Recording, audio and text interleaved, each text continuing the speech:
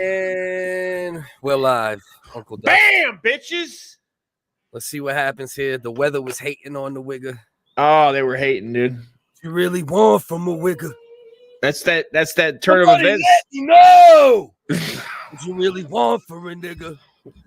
Oh shit! Did I say nigga? Yeah, right. The fucking you just took the fucking cake, dude. The fucking what was that's a record. 20 seconds in it, we didn't even have time for the don't cuss for about as long as you can, Dust.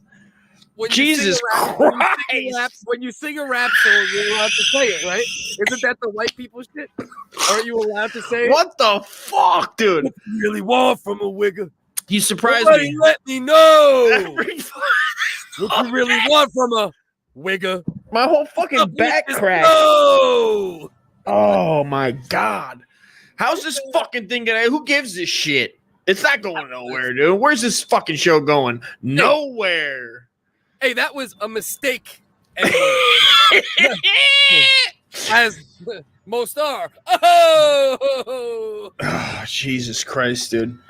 They're fucking coming for us, dude. I mean, they're already coming. They're already coming, dude. It is what it is. Who gives a shit? Yeah, bro. We can't win, bro. We tried not cursing in the beginning of shows. We tried, you know.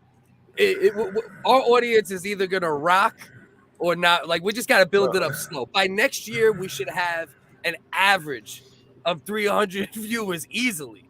You know easily. By the year after, 315. 315. You know, slow build. Year after, 325. 325. Yeah, by 2030. 2030? Oh, we're up to 500. 500, dude. 500. In 20 years? 20 years? We're good, dude. 20 years solid. See, whatever. Do you believe in? Let's take this off the screen. This shouldn't even be on the screen when we're starting here. So I was literally walking up my stairs and I'm saying, damn, I really hope this internet gotta lose some weight. Stops acting up. Right? Okay. All right. And then literally this fell as my obese feet stomped. This hope sign fell, almost hit me in the head. You know what I mean? That's the sign, dude. That's the same thing that happened to a little kid you might have heard of. You might have heard of this ISIS brother, Barack Hussein Obama, who once saw something like that. That's when the OI. The original that's right. And he said from his home in Africa, he was like, I got to go to America and I got to bring hope to these honkies. He said that. That is a quote from his tribe. ISIS tribe. Wait, did he say he said honkies? He said honkies. Say honkies with an M. Monkeys? Monkey. Yeah, he said these dirty white goddamn heathens, actually. Right. End quote. End quote. So you got to do these. Usually we start at 9:40. Unfortunately, every time there's a light rain, like Ian Ellis told me in the text message, he said your internet needs a raincoat, because if I even get a light rain, my internet is on some bullshit lately. I don't know what the hell's going on, man, but better late than never, like my man Joe saying. You know? Joe, better late than never, my friend. Yes, sir. Let's run the intro real quick, just to get it out the way. We got 10 in here. Pull up the couple comments we got so far, then we'll chop it up a bit and get into, you know, whatever we got in the holster. Maybe we'll go with check the transmission straight out the gate. Let's try to get this episode taken down as hard as possible. Let's just get it out the way. We got other shit to do that's gonna do better. This is really the thing that's not gonna define us. We're here to have fun. We're here to, you know what I mean, chill with the folks. This isn't gonna be what makes or breaks us, dude. It's like, the fuck they want? Do they want me to pop this fucking? Do they want the top up? No. Do they want me to fucking? You might as well go for the trifecta. The fuck do they want? No. I'm Irish American and never would I pretend to be an African.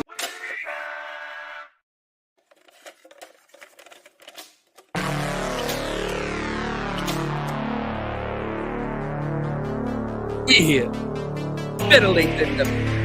You know WHigga always runs late. Or so they say.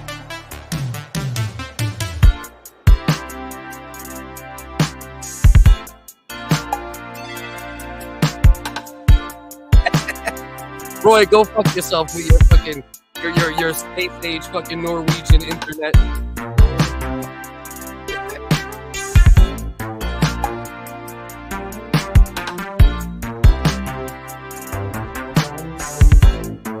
We are the new and the Empire and the Jedi.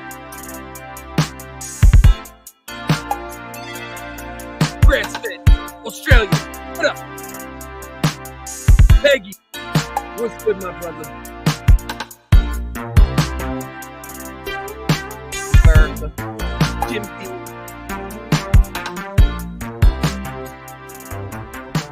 Man, I'm telling you, man.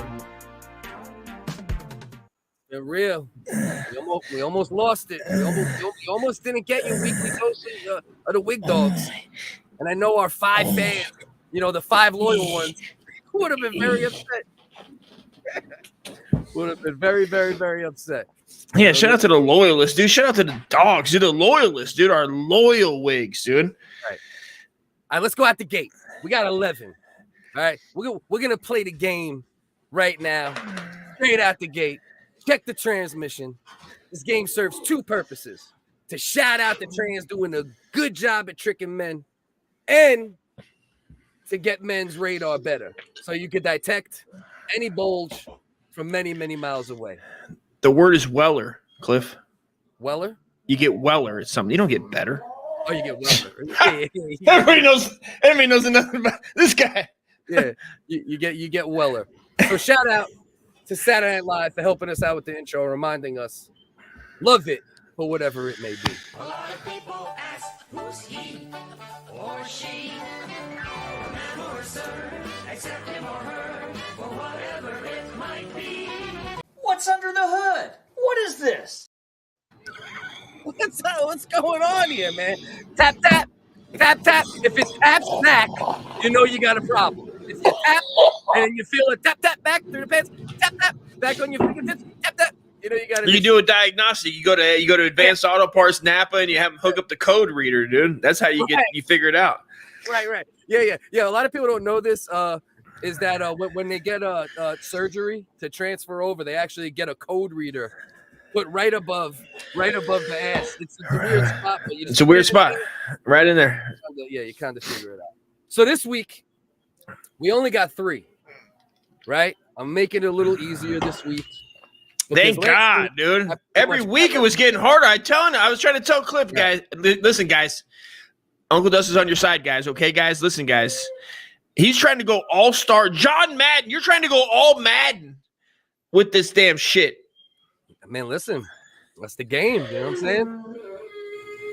It's a B-Day, mate. I'm going number 1 out the gate. He's just rolling the dice. Joe's already in, dude. All right, so check this shit right here. You ready? This is what we got this week. We got My name's Cleo. Sorry. We got 3. There is 1 trans woman. And by the way, let's make this very clear. We talk shit about everybody. We love everybody. Stick it, lick it, cut it, keep it, do whatever the fuck you want to do. We just here to have fun, crack some jokes, have a good time. And with that being said, this is what we got. So number 1. That's number 1. Helen Keller-ish. Yeah. The fucking that's the Ariel Keller. It's like, this bitch was like the symbol of Nazi fucking Germany. Number 2. Heil Transler. Heil Transler. Oh, is that the cock or is that the pussy in between your legs? And then we got number 3. Oh shit. The Transinator, dude. The Transinator. That's the Transinator. That bitch, she could grow a dick or a pussy at any moment. It's like any moment. Yeah. First generation.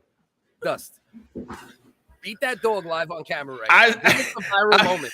Right now, bro, I want you to take that dog by its tail and slam it against the nearest fucking wall, bro. I don't know what to do with this fucking dog, dude. I love him so much, but he fucking won't stop whining, bro. He fucking whines like a goddamn... Did somebody stiff you on your fucking who? What the fuck? All right, somebody stiff your pussy hole? So we got 1, we got 2, we got 3. There's 1 trans woman and 2 all natties, 2 natty ices. Can't be two. Only one trans. I'm making it easy this time. Can't be two. Not easy. I'm not making it easy, but I'm increasing your odds to win. None of these are easy. None of these are ever easy. They've gotten so good over the past like 5. Like I'd say the last 5 have been like all Madden. It's the only way I can describe it is all Madden, all trading, all trans.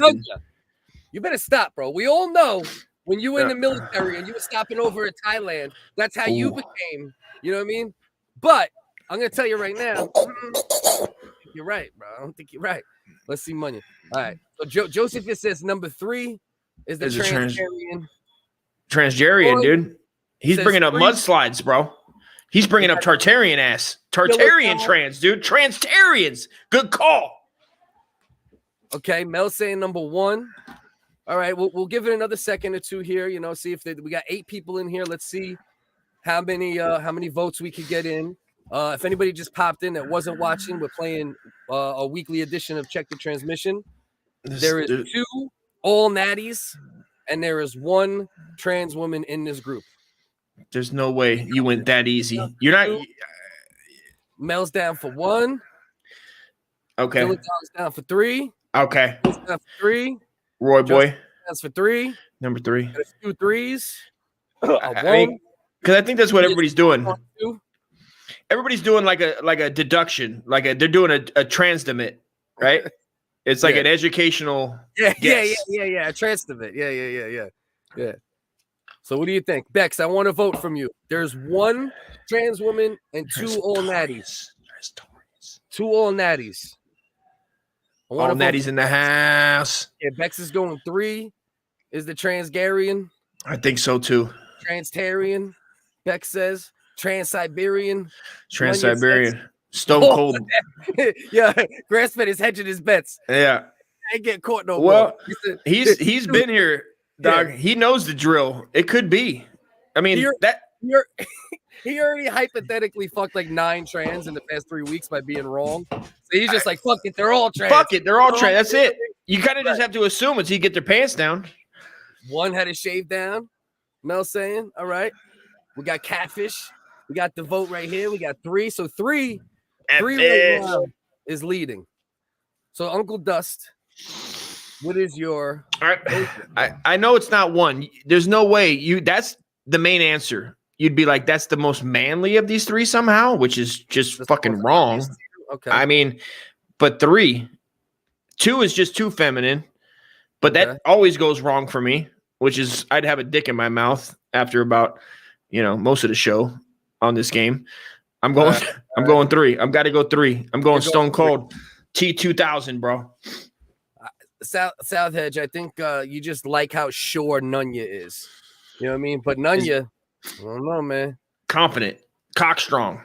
But 1 had a nose job. Okay, the Adams apple. the Adams That's apple true. Went down the trade last week. That's a fact. Yeah, that is true. You know what I mean? I gave you all a strong Adams apple last week, and it was big time. And it was all bitch. 3 is more manly with the square chin. Yeah, and she got a little bit of the Travolta. She got a slight Travolta in the chin. Number 3. All right, so Nunya's locked in for 2. So we'll do what we always do. We'll go through them 1 by 1. Right? Drum roll. See what number 1 is. What do we got for 1? Let's see. That's my girl. All right. All right. So 1 is a female. We got 1 is a female. All right, I clicked the 3, so we might as well go with 3. Okay. Let's see what 3's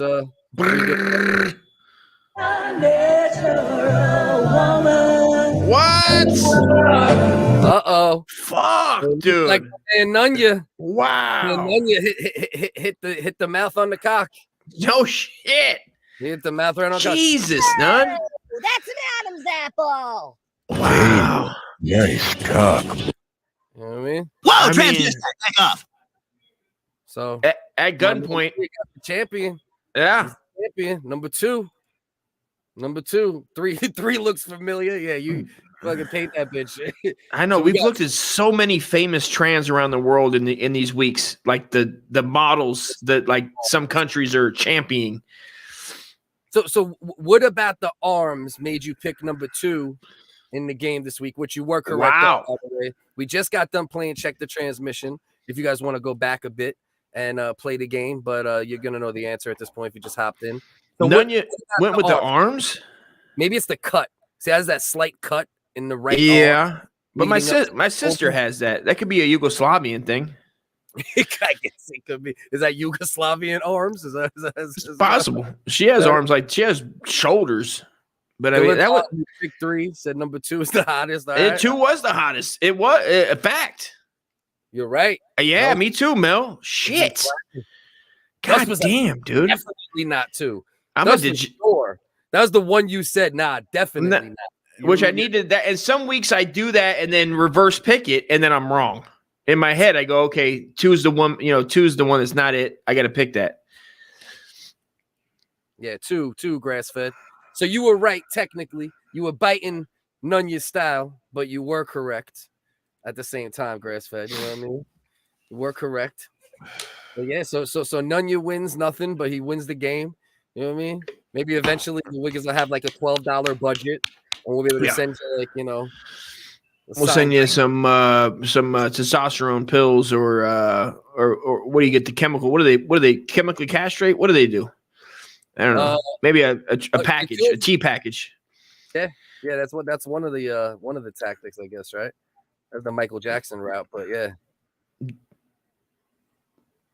I don't know about. Did they? That's what they said.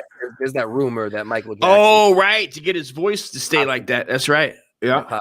Which who wouldn't, bro? I mean, voice was a goddamn little black god. I mean, that little black child god running around just hot as fuck with a big ass fro. I was about to say ass fro. Same thing. Afro. Oh, afro. I seen somebody put up a post on Facebook going through Michael Jackson throughout the years from like 5 to like right before he died, bro. When you look at it in those terms, it's fucking wild what it did. Like when you just see it back to back, bang, bang, bang, bang. Like right around 84 is when it just like, bro, if you look at him when he was like 23, 24, just as a black dude, bro, he wasn't a bad looking dude. You know what I mean? He wasn't at all. He was attractive, bro. He was an attractive dude. He wasn't ugly by any stretch. Is not necessarily what I say. Well, I wouldn't say that like all women attracted to him until 86. I would have. Would you smash black Mike or white Mike if you were gay? If you were gay, would you smash black Mike or white Mike? Of like, it's black or white Mike. It's black. It's white. It's white. Like that Mike. Yeah. It's Mike. Do you want to fuck? Yeah. It's black or as a white? Which Mike do you want to fuck? I mean, which one you want to splash around in? Oh no, man, it's hard. It's hard for me to play this game, bro, because like you have a little more of like the outwardly like you're a part gay kind of shit. For me, it's like a little. Been gay, dude. I've been telling people I'm gay, dude, for fucking years. My wife doesn't believe me. Nobody believes me. I ain't no Colbert. Somehow that sounds racist, but I know it's not. It's meant to be. No, it's meant to be. It is. But good. Even better. I never heard that one. Good one. There's still coal on the inside, though, Dilla. You know what I mean? Like once you get past the fucking bleach skin, honestly, when I heard that, I thought he meant like a homosexual term, like there's a turd in there. It would be like a coal burner, like if it's rubbing your cock and you're in it. That works. I don't know, but also I was like, that's also some racist shit to say, which was also like a bonus at this point, I guess. Right. 2 for 1. That's a 2 for 1. Yeah, 20, 100%. Yeah, I guess 20s Michael was, bro. Like if I was gay, I'd be as shallow as I am with women, probably, right? And would want the better looking version, I guess. So I guess which one? The OG Mike. You gotta go for Black Mike. Young Black Mike. You got to. Pretty young thing. Shallow, right? Mike. If I'm shallow, right, for the most part with women, even though like I've definitely, definitely went off the reservation quite a bit. I'm not saying like I only fuck bad bitches or nothing, but if I had a choice, you're gonna go. Did he bleach his dick? And got it shrunk because he was embarrassed at how big it was. It was too big. He needed to make it more white. Yeah. Yep. I respect it. I respect the shit out of him more now. Yeah, more realistic. I don't want to fuck either, but Black Mike is better than White Mike. Like pre-pedo, PP. What would it be? Like BC. but Pre-pedo, pre-pedo, PP and AB, after pedo and pre-pedo, dude. AB and PP. PP and AP. You know what I mean? So what are you going for? Or wait. Here's an interesting thing, right? Here's an interesting thing. Maybe you want to punish him for a AP mic. So you take a Viagra and you just wear his bleached ass out. Hell yeah, dude. Off. Yeah, well, you know me, I'm racist, so I'm fucking white, Mike.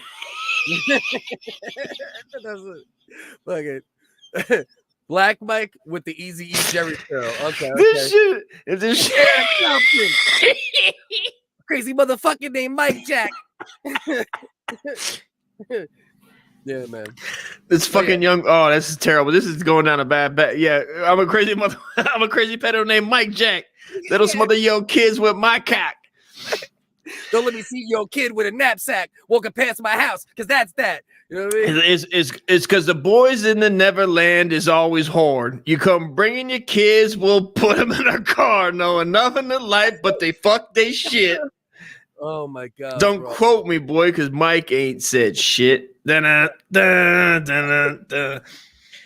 Terrible, dude. You're burning in hell. Everybody in here is burning in hell. Let's burn in hell together. Let's go. We didn't even give ourselves 30 seconds. I said fucking the N word for the first time on the show ever by mistake. Ever.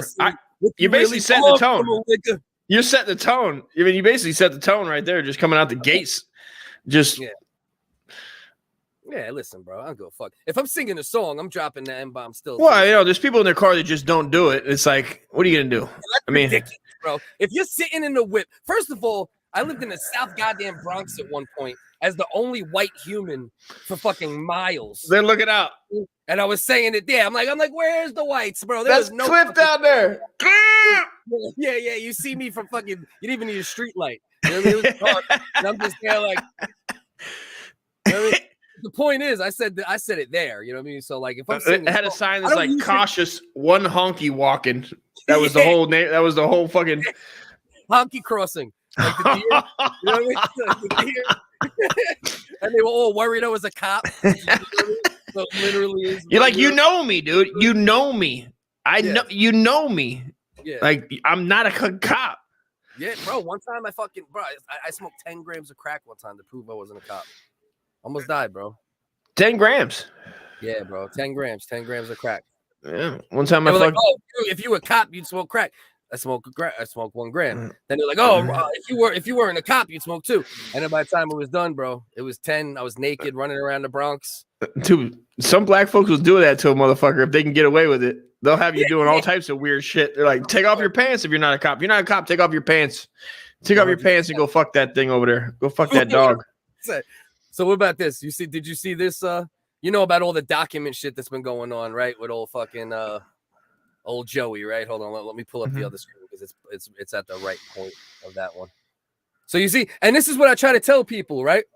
And I'm not a Trump guy, but what people don't understand is by breaking Trump's balls to the point that you broke Trump's balls, now everybody's on fire, like politicians, and that's the good thing about Trump being in office. People didn't respect the office, and they went at Trump's neck the whole time, right? And now it's over. Trump got documents. Now Biden got documents. Now fucking Mike Pence, they just is coming out with, bro. All these motherfuckers got classified. These people are scumbags, bro. Yeah, they're all up to no good. Trump, Biden, scumbags, bro. But look at this shit, bro. This shit was literally in his fucking home. A box that said important documents sitting on a goddamn fucking table. It's just, and also above all that, it just shows how Americans, just the security of the country is fucked. Right. Joe Biden's got fucking, like the cheapest box you could buy at the box store. Dog. With 99 cents to a masking tape on it. With like fucking that's like the box that your old man would put porn in. And like write the same shit, important docs and photos, put family photos and shit, and hide his fucking butt porn in there. Then this early 80s trans porn, which was probably terrible. You probably didn't want to see it. That's the thing about trans could only come right now. That shit couldn't have been popping in the 80s or 90s because they didn't look like shit. Like Ron Jeremy, basically. Yes, with long hair with a Yeah. little Oh, he more, had long a hair. little more titty. With a little more titty. Yeah. You know what I mean? Yeah. That's it. You know Nobody what I mean? wants to see that, dude. Like, we're in the era where it's like, thank God we're in the era that we are with, like, sanitation and fucking. God, these trans are bad. Nowadays. Yeah. Thank God Also, these trans are when bad. did they invent Nowadays, eating ass? thank God. When did they invent eating ass? That was only in the 2000s, right? Nobody ate ass before 2000, did they? Nah, Anybody? Chris Rock was talking about, like, you know what I mean, like tossing salads and shit. Was he? Remember? Okay. I guess 90s. I mean, just every 10 years you go back, there's a little more stank on that caboose where You the, see the this shit, cleanliness wasn't. Huh? Look at this shit though, bro. Right? So they found those documents in his shit, right? This box here. And they found a couple other joints too. They found this one. I don't know if you could read that there. Hair ages 18 and up. Wink.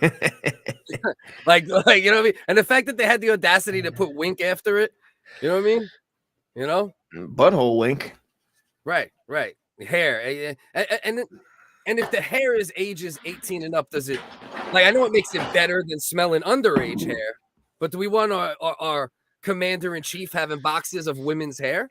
Well, general? I mean, what do you think? why not? I think why not? I think it's time. I think it's time. We're progressive. We're showing the rest of the world. Listen, the rest of the world doesn't know how to act unless we show them first.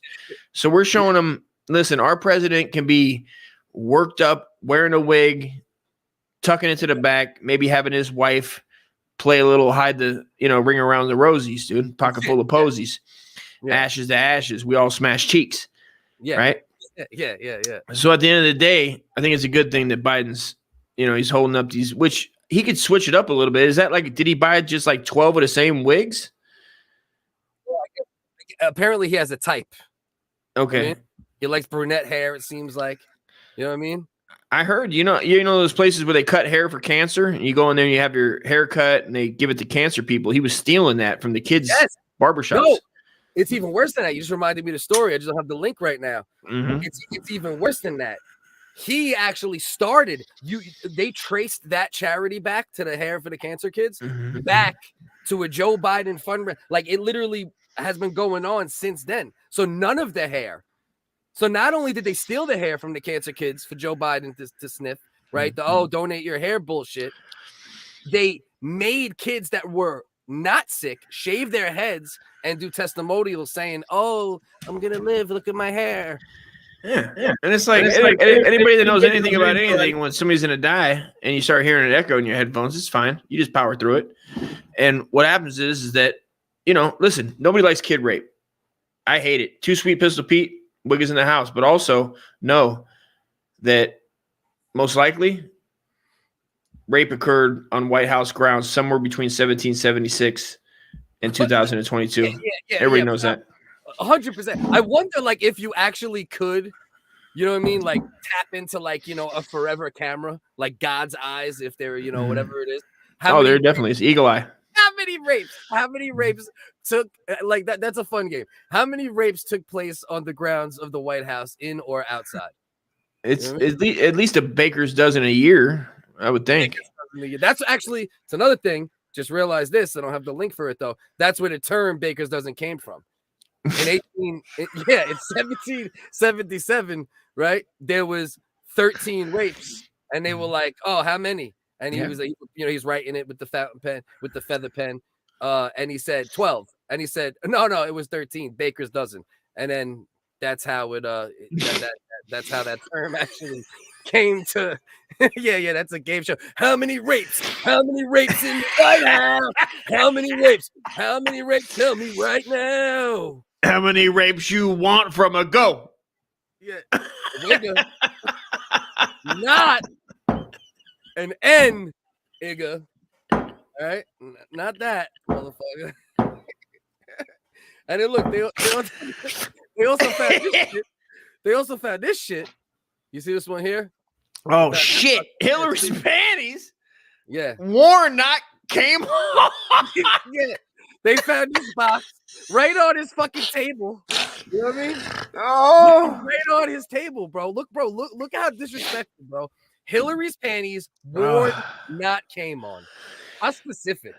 And what is the side? EC7 equals E. What is that the size? Does she have an awkward body size? What's going on here, Cliff? It's titties on the left and butt cheeks on the right. And C7 is the code for Clinton 7, and that stands for Hillary panties worn but not came on in Morse code. Makes sense. I mean, a lot of that was translated by the Navajo back in the day because the Navajos had a language that no foreigner could understand, dude. And a wind talker they called it. So they would great situation there. And I understand that you see that in the middle. Listen, he who fucking wears Hillary's panties is what they called him. He who wears he who wears dirty panties. Who's that in the middle? What's that in the middle? Is that like an example of what they look like or something? Is that a poop stain? Yeah, or a front, a front pee stain? Front juice. Yeah, some as I call it in my house, front juice. And why does it look like a fucking doom wormhole in the leg holes? Is that from cellulitis? Yeah, that's from her cellulitis dyes. That's from Hillary's cellulitis. And then Joe gets right in there, just puts his nose right on that fucking, right on there. So that's it's one thing. It's one thing. Yeah. It is gross. I would have to agree. Michelle Obama wears with dick holes in it. Yeah. There might be some other boxes to come out. Maybe I'll update this next week. We got caught up a little bit with things. Belland, what's good, my good brother? Hope all is well, man. Hope all is well, homie. So they not only found the important documents, they found boxes of hair, and they found this Hillary situation here, man. Fucking wild, man. When is it gonna stop? You know what I mean? Hopefully never. Yes, he does. I would assume he does. I would assume he is unless he's seen it somewhere else, like maybe like a meme stole it. You know what I mean? From Patrice. That's also possible nowadays. You know what I mean? What's wrong? What happened? The dick holes in it, panties with dick holes in it, shit. Panties with dick holes. I think that's a Patrice. I think in some way, shape, or form that was originally Patrice bit or that's the skit on Dave Chappelle. Is it? Yeah. Did Dave Chappelle steal it from Patrice? Is that what? Is that his line? Maybe that was his line. It was, I don't think did he deliver that line? He didn't even deliver that line. Unless Belland can predate it to Chappelle. As of now, I'm with the Chappelle joint, so we got to see. Belland could be on this. Drop it in. Drop it. Internet's freezing. Yeah. Come on. Hold on. Let's see. I stopped sharing the screen. It would look like we're recovering from player haters ball. Yeah. Player ball. Yep. So we got my man. Now I pose a question with this next thing I'm going to pull up here, if it'll allow me to, in the internet, because that's why we were running late tonight, having issues with the damn thing. So how many years, right? So these two, my man Buzz Aldrin, man on the moon ass motherfucker. Number one, sexiest man alive. Married, right? The second man to set foot on the moon, marries for the fourth time at 93. Good for you. So at first look, she probably looks like she could be even younger, right? Mm-hmm. She's like 65, though. So wow. Right. First of all, she's one of the baddest 65-year-olds I've ever seen. Hands down. Yeah. Come on.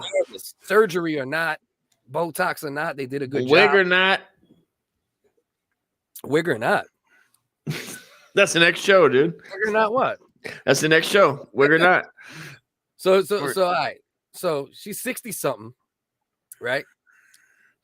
I believe they were married for 4 years only. So it's 4 years enough sucking old dick if he's 65 to earn, he's worth $12 million. Okay. So you got to figure, whether it's houses, assets, some money in the bank. He's up around that number. Mm-hmm. So what do we think about this overall? That's the main reason I pulled this up. Obviously I like, space type shit and all that too. But like my question is, at 65, she's not 35. If she was 35, I'd automatically say, go fuck yourself, bitch. Right? But she's 65, but they only were together for 3-4 years. So what's your thought process on that? So you say they would, if she was 35 and with him for 4 years, what would you do with the money? Well, no, what I'm saying is I'd hate on it more, right? Okay. I'd be mad at her. I'd be like, oh, bitch, come on. You're only with him a few years. You're 30. Okay.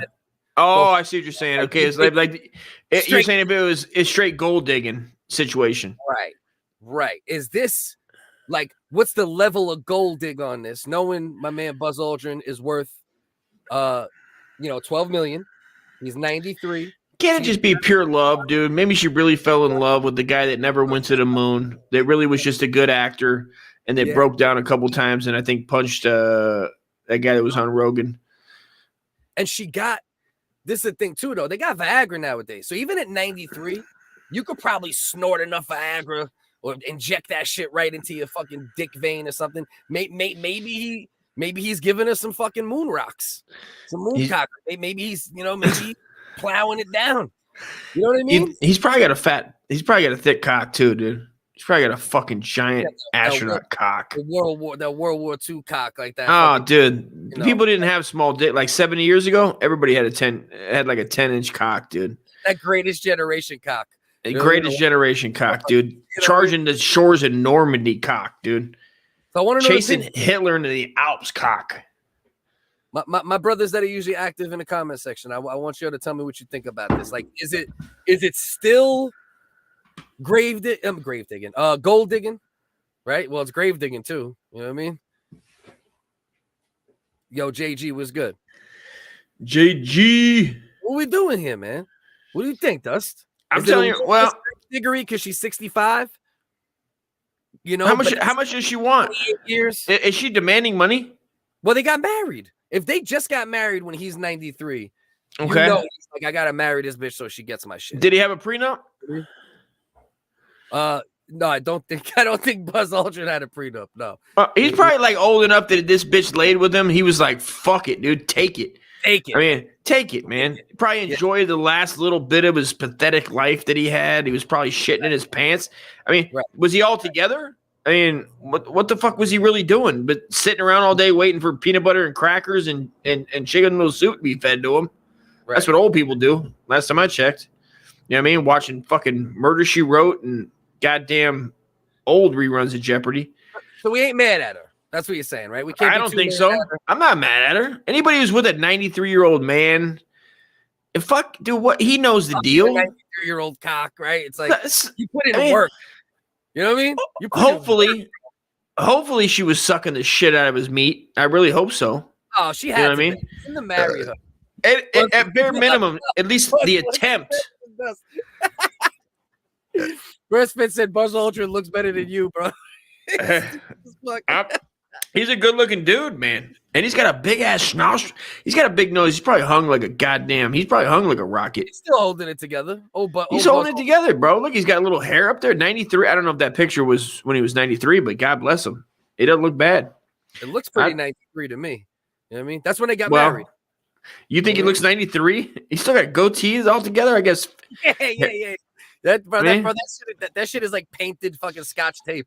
That shit ain't no guy. I mean, it's a little much for you to be wearing all those medals on your goddamn tuxedo, though. Can you fucking pump the brakes? Chill the fuck out. Pump the brakes. We get it. You allegedly went to the moon. We get it. Straight up.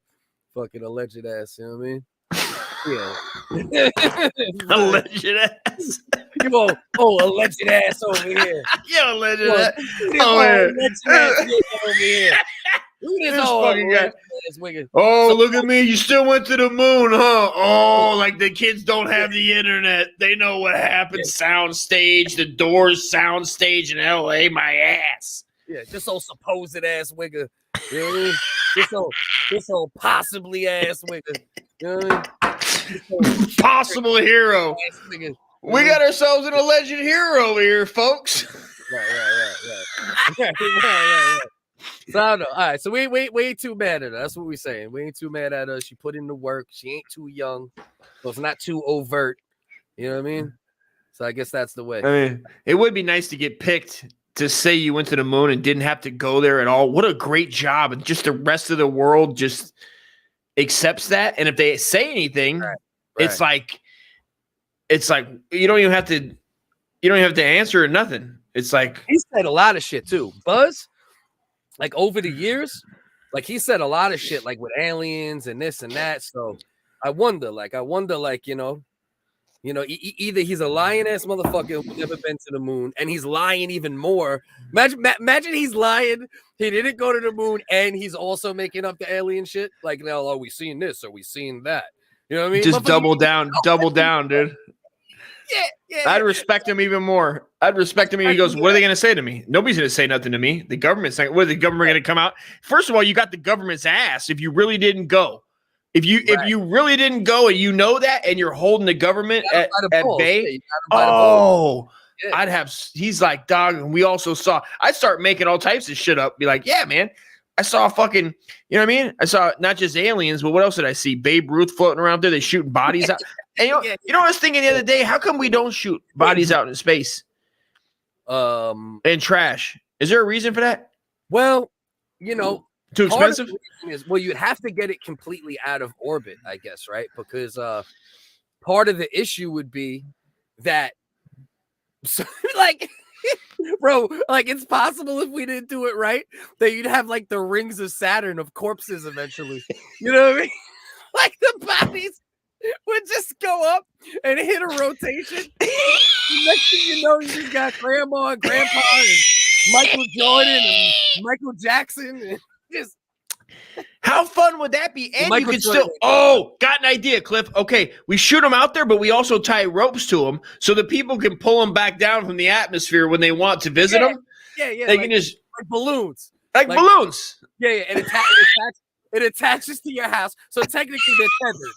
They're tethered. Technically, yeah. They go up like a high, like you send your mother, your father, your wife.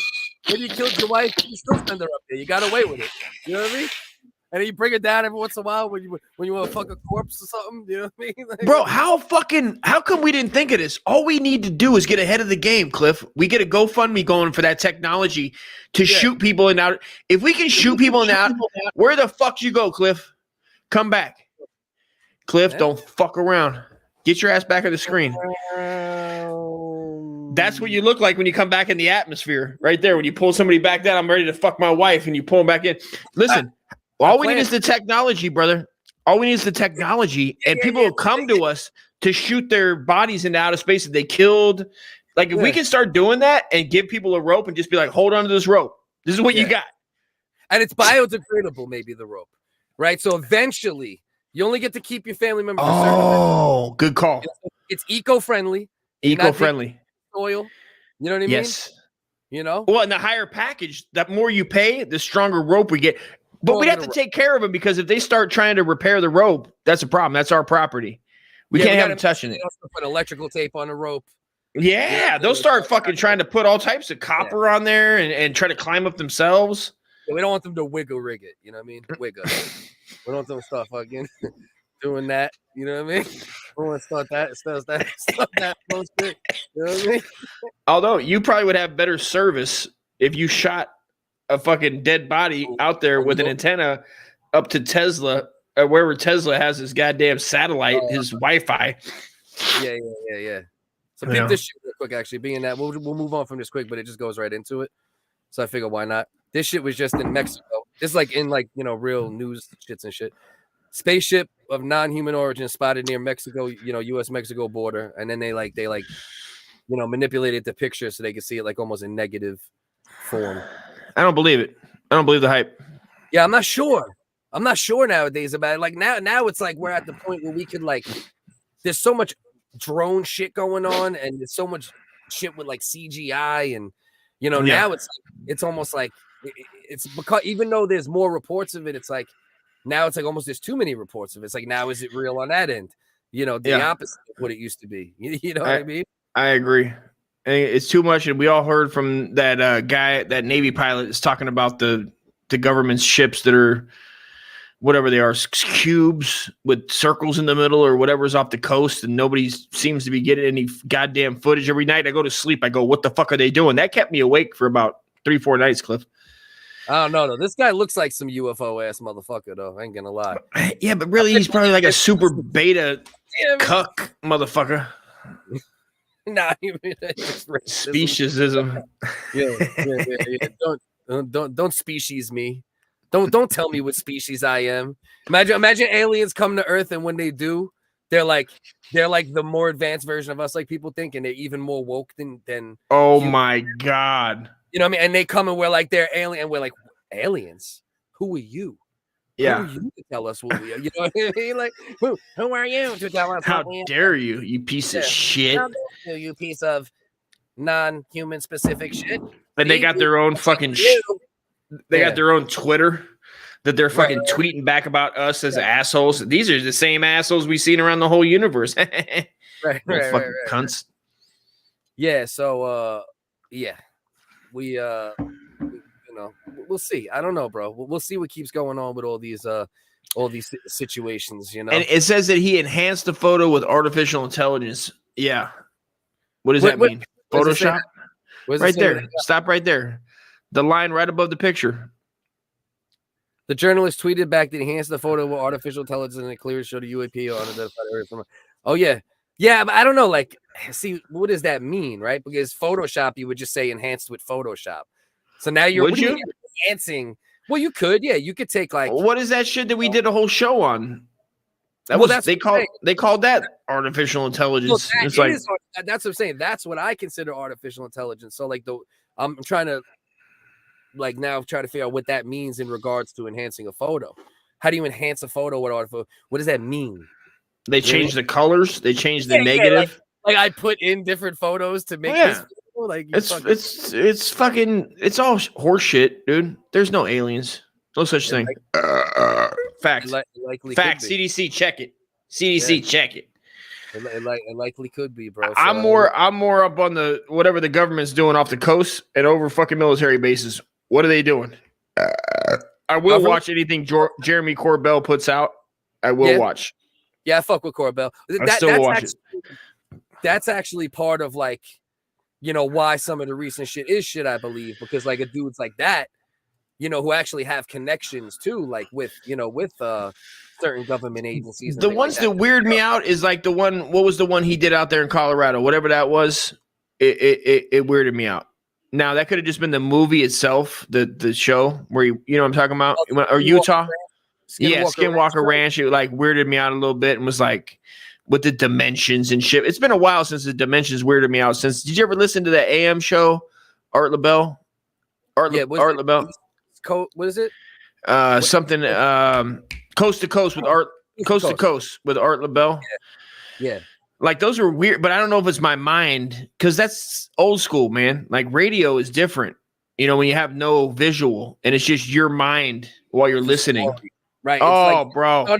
Storyteller and your imagination. Yes. That's all you need is a little jump and your mind will play games. It's just like laying around in the dark when you're a kid and hearing the stairs, thinking people are coming up. You always thought somebody's coming up the stairs to murder you. I'd lay in bed at night fucking petrified. You know what I mean? Yeah, it's like Unsolved Mysteries, what it used to do to you as a kid. I remember hearing that Unsolved Mysteries music. Oh. I'd be scared to death, bro. Yeah. Just from the fucking the sound of the intro. You know what I mean? Like Twilight Zone, before I started liking it. Twilight Zone used to fuck me up when I was a kid before I like started actually getting into it more. You know what I mean? I remember even I was starting to grow out of it, but X-Files I was into. When X-Files, I knew it was a TV show. I knew it was a TV show and blah, blah, blah, but it still was like, I was into it, man. I was into X-Files up to the movie. Even the movie I went and saw. It was like, they threw in the crop circles. Yeah. Then hearing like. It was all right.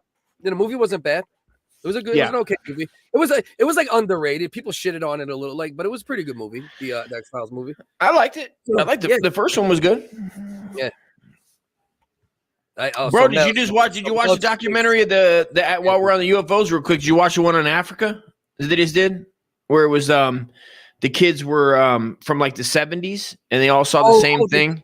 They did a joint about that? They did it, they did a documentary, bro, and it's dope. And they go and talk to the kids. I stole it, so I don't know. Was it on YouTube? What is it called? No, it's not on YouTube. It's not on YouTube. If you find the name of it, maybe it is. It's not because I looked. It's brand new. Yeah. It's a brand new joint. That's actually one of the more famous. It's great. It's great, bro. You should watch it, and it will play with it'll play with your mind a little bit because it's all kids and they all have the same story, and it's over 30 years. It's real interesting. Whatever they saw, whether it was a government or not, or the aliens, it's still like, what the fuck were they looking at? Yeah, that story right there. It was outside of a school, I believe. In South Ruwa UFO incident in Zimbabwe. Yes, I believe it was Zimbabwe. Yep. Ariel. It's called. It was Ariel School UFO incident. Yeah, that's it right here. Ruwa, Zimbabwe. Yeah, So they seen a UFO and alien. And this is one of the things too. Like they interviewed these kids even like years and years and years later, and like the stories didn't change. You know what I mean? Like it's still like fucking. Bro, they were all telling you exactly where they were, the sound they heard, that it knew their thoughts. When they looked at it, they like, did it communicate? They're like, yeah, it did. They all said the same thing, that it did communicate, but it wasn't verbally. Like they were like thoughts. Like they were. Yeah. And it's wild. It's wild. Can you find me the name of the documentary? Yeah, it's right. Yeah. The Phenomenon. The Phenomenon. The Phenomenon. Is that called Prime? Ariel Phenomenon. Ariel, Ariel Phenomenon. Okay, I got you. I'm definitely gonna rip that shit. Oh, it's great, bro. It's a great flick. I watched it, I don't know, a couple weeks ago. Phenomenal. Watch the trailer for it real quick. It's so good, man. Yeah, let's watch the trailer. You know, it's a girl she's living in America now. They got taken from her family at the time. You know, they sent her away because they wanted her to stop talking about it. Well, of course. Be like, shut up, kid. Like, shut the fuck up. Like, Fire in the Sky, classic, Mel. So good, Mel. Fire in the Sky, great movie, dude, and crazy story. Just a great story. Yes, that's one of the most aliens, the most likely interdimensional entity. I think that's very possible. Or they're space creatures who figured out like wormholes and shit like that. You think so, or do you think time travelers? The same. You think it might be us time traveling, human beings in the future? Yeah, I always think of that one. I always think of that one first, and then those other ones second. I don't know why. Yeah, it's possible. All right, so let's watch this shit. This is the trailer for the new documentary about the story about the kids in the. I believe it was outside of a school. I was correct when I said that. Yeah, it's fact. Yeah. Outside of the school, Zimbabwe. One of the craziest UFO stories and corroborated, stories out there. Check the trailer. Hundreds of people today phoned the ZBC saying they sighted an unidentified flying object. Was a bright, radiant light. I've never seen anything like it in my life. It was the absence of noise I didn't like. People from all over Zimbabwe were phoning the BBC to say, we've seen something weird. There were three of us that saw it. Myself, the co-pilot, and the pilot in another aircraft. No wings, no nothing. Shiny over thing. Ariel School, 19th September 94. Could you tell me what you saw on Friday? The silver thing in amongst this clump of trees. We saw this black figure running. His face was like this, and his eyes were down here. I just thought it was some kind of alien from a different planet. When you looked at those children, they were absolutely credible. And whereabouts was it? In the trees over there. There was a big group of kids pointing and making a noise and shouting and screaming. The panic spread. Am I safe or am I not? Did only the white kids see it? Well, that's when I was like, if it was in another, I was like, have they never seen a black guy? Because then I was like, maybe it's just they were seeing a black guy for the first time. Just came to Zimbabwe. Like they're not telling you that they just moved there from fucking Scandinavia like 2 weeks earlier. They're like, oh, we saw the black and run. And he was throwing a spear. No, they said that floating teeth. It was just floating teeth. When they started, teeth in the darkness. When they started to describe how he was running, like no gravity, that's what weirds you out. It was when they all say the same thing about like he's doing basically like the Running Man in place. Yeah, it creeps you out. You're like, that's wild. Faster. It was so much faster than a white person. You know what I mean? It was like these little bitches. But okay, let's see as it goes. Now here's the other question: is that a shitty drawing? Yes, it's terrible. Do you believe it more if it's only white? Like if it was like Zimbabwe kids, right? that were all black. Would that be like for some reason? There's part of me because it's white kids, like essentially European in some way. It makes me trust them a little less than if it was like just a bunch of like village Zimbabwe kids. I trust them. I trust them more because they're white. You couldn't say anything else about that. That was perfect. Well, no, there are some black kids that are in there too. Unless they beat the shit out of the black kids, and they're like, "You better fucking say it too, you cocksucker." Tell them, boy. You better tell them, boy. You better tell them how you saw that UFO, boy. Not safe. He's a Harvard psychiatrist. Meet Dr. John Mack, a believer in aliens from outer space. We came away convinced that an extraordinary event occurred here. I think they want people to know that. Goddamn extraordinary event. There's not one black person in Zimbabwe. This shit is fucking very extraordinary. This is the most extraordinary shit I ever fucking seen. Like, hey, you seen a black? The only time you seen a black person, they were pointing at the black kids. There's 8 black kids in the schoolyard, but only the little Aryan motherfuckers are like, "We saw a UFO." Oh Jesus! We're actually making harm on this world. How did that get communicated to you? It came through my head. Somehow there was a message about pollution from the way he was staring. Yes. Oh, I was just foul. There's the black. Oh yeah, it was the pollution, bro. That was the thing. They kept talking about pollution, like, and I'm like, maybe this is. I think it's Greta Thunberg. They figured it out. They figured out time travel, and they sent that bitch back. Back. With fucking goddamn Morgan Freeman to fucking give a pollution, fucking. Yeah. Which is wild because they're in Africa. Boy, I saw the UFO. Why would they go to the least polluted area to tell them about pollution? Right, at the time. Right. Like, these motherfuckers are living in huts and eating off the land. And they're like, you must stop polluting the earth. And they're driving around in fucking Range Rovers, fucking pumping out fucking, and then they gave them the Range Rovers. That's all the Range Rovers you see in Africa. But they're like, we're not, like, literally, they were probably one of the least polluting people, at least there, like, you know, not the mines and shit, but yeah. This was the first recycling campaign they started in Zimbabwe. I mean, where else would you want to, right? You go to let's like everywhere else is fucked. Like if you were from the future, you go, these other places are fucked. They're not going to stop. Might as well go to like the rural. These guys, you know what I mean? Tell them blue recycle can in the back. You see the blue recycle can? That's the first blue recycle can ever. You know what I mean? Fuck out of here, bro. Oh, let's keep watching. Let's see what we got. Hard-ass journalist. I could handle war zones, but I could not handle this. If you don't stop polluting, we're gonna shoot you, motherfuckers. And who's this fucking knockoff Jim Dorison fucking drug addict? Like, I don't know. This guy came out of the woodwork and was like, needed this money so bad too. That's the first thing I thought was, he's like my Aunt Margaret. It looks like Aunt Marge. He looks like my bloated, dead, overdosed father. Like, what the fuck, dude? Like knock it off with your heroin addict shit, bro. He's out there shooting heroin looking for aliens. He's peddling it. He's out there trying to sell heroin to the young Zimbabweans. That's what he's doing, bro. He's trying to get them hooked on they probably had a lifetime of drugs. What's my man's name? What's the comedian? the heroin addict one. This motherfucker look like Mitch Hedberg. This motherfucker like Mitch Hedberg. Motherfucker didn't die. He moved to Zimbabwe. And fuck out of here, bro. Bro, guess what's happening right now? Yeah. What's that? Pissbreak.com. Piss break, bro. We're only going for like an hour and a half. This dude is such a bum ass.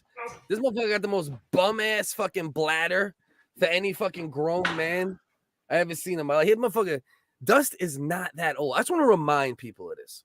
All right, you might see the face. You might look at it. You hear this piss? This guy don't mute his microphone. This is what I'm working with here. You know what I mean? I got this fucking internet. The storm's knocking it out. I got this fucking monkey-brained fucking co-host, but Dust can never be replaced. Ever. You know what I mean? Dust is a character onto himself, but that doesn't change the fact that he got a bitch-ass bladder, all right? And the motherfucker whines, complains like he's 64, 70, all right? Literally goes to bed around the time of Jeopardy, except when we do this show. And these are all facts. You know what I mean? These are all facts. Yeah, I'm definitely watching this shit. All right, let's so good, bro. You're gonna love this show. Anybody watching, man, you guys, even if you don't believe in aliens or not, it's just like, then what the fuck did they see at the end of the day? If it wasn't aliens, then tell me what. And how did they all stick to the same story? Where's the money go? We can start a GoFundMe on chase the goddamn African money. Like, where'd it go? What do they benefit? A little different than Chase the Africans, which Uncle Dust Uncles coined in the 60s. You know what I mean? But all right, let's check this out. That could be it. And then move on. If anything, I mean, I never felt this could derail my career. The dean wanted to know, what is he doing? Angels, yes. Extraterrestrials, no. John is lost at this time. This journey is literally to pick up the pieces and put them back together. Is that one of the little Aryan kids? I was right on the she's grown up when it actually happened. They're the ones who drew those. What year did this happen again? 94. Yeah, it was that recently, right? Yeah. Yeah, 1994. I'm looking at it now. 60 children. 60 fucking people went on record, along with pilots, you know what I mean? Along with staff members of the school. 60 people. 59 whites. 59 whites. 59. Key. That's the key statement.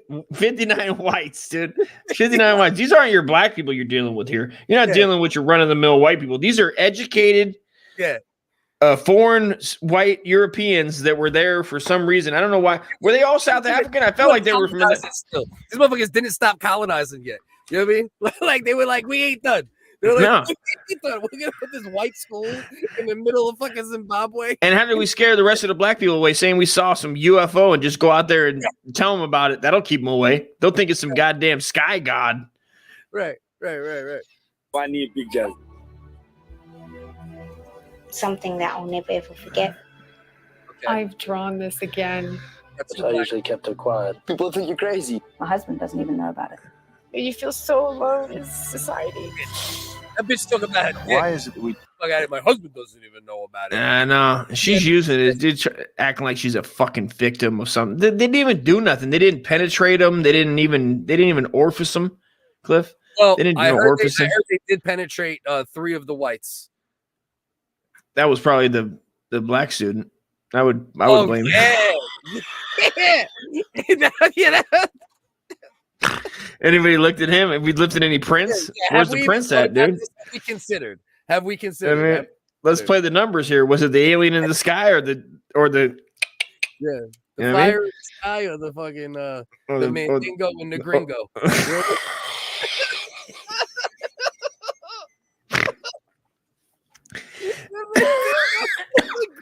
You can put 2 and 2 together pretty easy without looking to the gods. In the Gringo in Zimbabwe. I mean, tend to want to shrink this powerful phenomenon to our... They want to shrink this powerful phenomenon of black dick. That's what it is. You know, they want to shrink this powerful phenomenon. Our notions of reality rather than... Look at him. He's grooming this white bitch. Well, no, there's a part in there where she goes home with his family. He's grooming her. Well, if you watch the movie, you need to watch the movie because there's a guy that she goes home with that's like doing a sob story, I got your cry on my shoulder, and he's he's doing his African talk and like showing off and shit. And it's like they call it a clicking. You heard? Because and then they dick them down. They call it clicking and the dicking. It's like, come on, dude. I know your games, African dude. This kid, you're over here trying to get that fire crotch, dude. Trying to get that sweet ginger crotch. That's the hat of a baby pimp. Really? Is that a diety? Is he wearing a diety? But he's wearing a boxer brief diaper. You know what I mean? This motherfucker. He's packing heat. He's packing heat already, dude. He's already He's already swinging on a Tarzan rope down there. Jesus Christ. He's like, you gotta wait till I'm 18, though. He's grooming her. I like the idea. I like the premise of that. Look at the way his hat fits. You know, he's the baby. He's grooming her. You know what I mean? It's not just he's grooming him. How come his hat fits like he owns a global trucking empire? Yeah. This motherfucker is like the Zimbabwe train fucking he looks like a train conductor. Like, you know what I mean? He's like the Zimbabwe train baron. You know what I mean? Dude, once you go red, you never leave the bed, dude. Everybody knows that. I don't know if I have a fucking ginger bitch. I can't remember. She's just taking him back to America. Yeah. That bitch is you're gonna see that bitch on TMZ next week. I adopted this boy. He's still gonna have the hat on. He's still gonna have his oxygen diapers This on. is a UFO boy. This is hey TMZ. She's yelling it when she gets off. No, not that. It's not the UFO boy. She just took him like, you know how like white bitches adopt African kids, and she didn't say that. She just took him. You know, she didn't even mention it. Put him in the handbag, so she could chill with Sandra Bullock. You know what I mean? And the rest of these bitches. It's a great move. I mean, I already had an 8-piece. If you could get famous by just adopting like 8 Africans, you think you would? If you could guarantee that they would all be like, you know, like sports stars or like, you know, famous singers or some shit. You know what I mean? Have they done it yet where they adopt 8 to like poverty from Africa? They don't want to be here, bro. You know, 8 Africans do not want to be in LA in like fucking San Bernardino. They don't bring them to San Bernardino, dude. They'd rather be where they're at.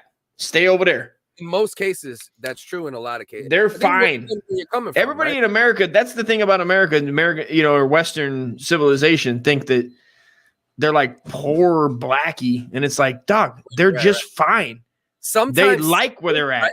Chill the fuck out with your noise. Right. They're happy. You come here and you're depressed. The fuck out of here. Life is better, right? Just like like without all the 9 out of 10 times, or almost 10 out of 10 times. Right. Often. So anyway, yeah, I'm gonna definitely peep that shit out, bro. 100%. I'm watching that. There's no doubt. Keep this shit. Who?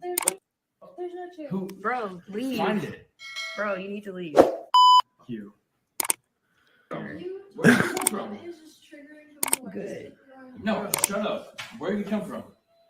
That's what I thought. This is your hood. I'm in the hood now. You're in charge now. I'm in the hood. Is that the old singer? It's John Mayer.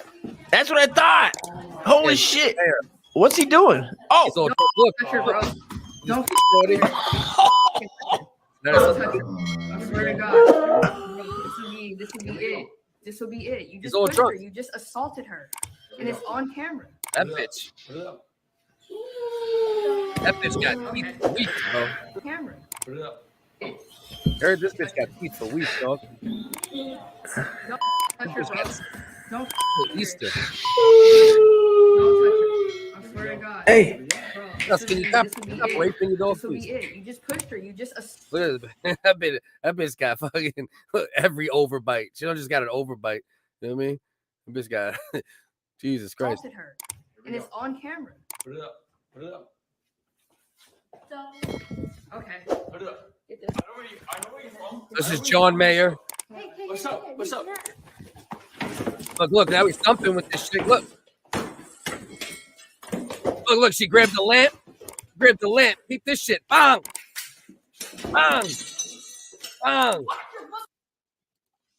Just did him in. What the fuck, dude? Then my freaking hip hurts. What just happened? Yeah, exactly. Stop putting your fingers in your dog's ass and pay attention to the show. What the fuck is this? I know where you're from. What's up? What's up? What's up? Squaring up with the bitch behind the shit. Look, she grabs the lamp, the metal lamp, the frame. The shoe falls off. She starts giving it to John Mayer. John Mayer just got beat down by the candelabra. Holy shit! Fuck out of here. She took the candelabra to his fucking skull, bro. Was that her crotch? I don't know what that means. Was that a crotch shot? With the scars on the legs? Yeah, after that. We'll watch that after. Watch. And then we'll check out the bruises and marks they ended up getting. Look, Pong takes the lamp. This idiot grabs the fucking lampshade, loses a shoe, and then just gets fucking wrecked with the fucking antique fucking hotel. Look, that's her. That's the shorty. Is that her crotch? Well, what do you mean by her crotch? Yes, those are her legs. I'm wondering why she filmed her crotch and then put it out for public consumption. Was that necessary? It's not her actual crotch though. Where'd you see her crotch? What's in the middle of that fucking cuts? That looks like her pussy. What are you talking about right there?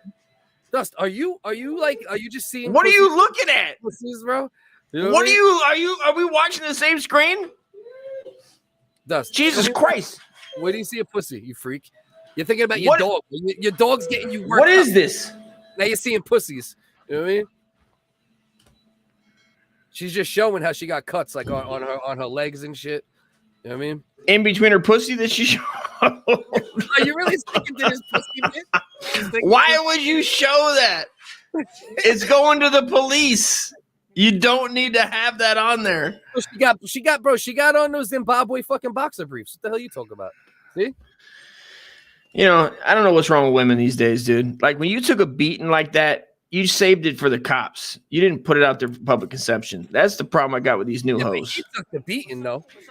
John Mayer took the L on this shit. And where's Dave Chappelle's comment on this? This is Dave Chappelle's boy. What happened to the Chappelle show? What happened? Oh no, man. And now the worst thing is John Mayer took the beating and she's suing John Mayer. Yeah. Hey, dude, she's gonna get paid. I wish I could have got jumped by John Mayer. And then beat him up too. And I'll show you think I won't show my ass cheeks? I'll show my ass cheek scars. Look at how stupid John Mayer is too. He just takes the lamp shade. Like, what you doing, bro? This motherfucker wants to fight. He got the lampshade. Dust, you have to take your fingers out of your dog's ass. Can't do it, dude. Can't do it. We got a serious situation. Listen, we got a serious situation going here. We got vacuuming going on. We got a dog going on. This is life. This is life over here, kid. Oh, he's up now. Come on, Bernard. Bed. Up. Look at this shit. John Mayer took a beating. Look, he loses his shoe. Loses his shoe. Look, he's getting dragged. He got dragged across the floor for a sec. She shows her bush. Yeah, let me see. I don't know why she just didn't take her panties down too. At that bitch got on, like I said, she got on them fucking boxer briefs, them lesbian. Oh, was that a cock? She got them pussy. Dog, it looked like she had some meat.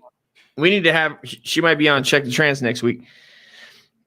I didn't catch it. No meat from what I can see so far. But no anyway, meat. John Mayer took a fucking serious beating. It's always good to see like how Dust's wife. Bernard ain't playing. Show. Dust respects the show. Dust pisses on stream. Dust's wife starts vacuuming. She's vacuuming, dude. She's in there fucking tearing it up, dude. Finger blast. The dog's on the. He wants to fuck that vacuum up so bad right now. That's why he's freaking up. He hates that vacuum, dude. Yeah. He would go after it. Yeah. Oh, dude. If I opened that door, he'd just go straight to the vacuum. He'd fucking bite the shit out of it. What do you think about reusable toilet paper? I think it's the best idea I ever heard in my life. About time. This is like starting to be very popular now. Who's are we sending it to China to have them wipe the shit off and then send it back? What are we doing? No, you just wash it. You throw it in your fucking washing machine. You fucking clean it. And then you cloth. Okay, so we're not gonna flush it. No, we're going back. We're going back to the fucking. We're doing so good as a country that we're doing shit they did in the fucking 30s. You know what I mean? Yeah, you know what? You know what though? Good idea. At the end of the day, I think this is a great idea because really, it's like no more clogged toilets. All you gotta do is throw your shit next to your toilet. Just throw it right there. Right? Look at this bitch. Rich people doing this shit too. Toilet paper is gross, so I don't buy it. Hold on. Toilet paper is gross, so I don't buy it. But yet she's gonna put this shit in her washing machine and then throw her dress in the fucking washing machine with the fucking shit wipes. You know what I mean? This bitch got Botox and shitty fucking washing machine. Fuck out of here. This lying ass bitch. Toilet paper is so gross. I don't buy it. I make my own. Hell no, bro. So you'd be able to wash. You'd feel comfortable washing the shit in your washing machine? Well, I mean, you can't. I mean, man, you're already washing your shit drawers, but there's not that much shit. Why you shit in your if I wipe my fucking dude with the shit that I take, man, is so incredible. There's no way, bro. I understand the need to recycle and all that, but like, come on, it's too far. Yeah, that's what I'm saying, bro. This is too far. I feel like if you're gonna do it, you gotta make it brown, right? You gotta have like Cleveland brown, like at least so it don't feel as disgusting. You know what I mean? Like if at least you don't see it. Like how you gonna have shit that's this? Well, white? when you go to fucking Europe, bro, they do that though. They make you throw it in the trash can next to the toilet. That's Reuse what they toilet paper. They don't reuse it, but it's still just lingering. Oh, you don't flush it. You don't flush it. You throw it right next to your fucking the toilet, man. Like it's. Yeah. I didn't like that. Let alone this shit. I'm not doing this. I'm not recycling my. Sack of this shit. You got to take a sack. That dog. Toilet paper to your washing, bro. Imagine how fucking disgusting, bro. That washing machine load is gonna start when it does like the first water ad and spin. We've come too far.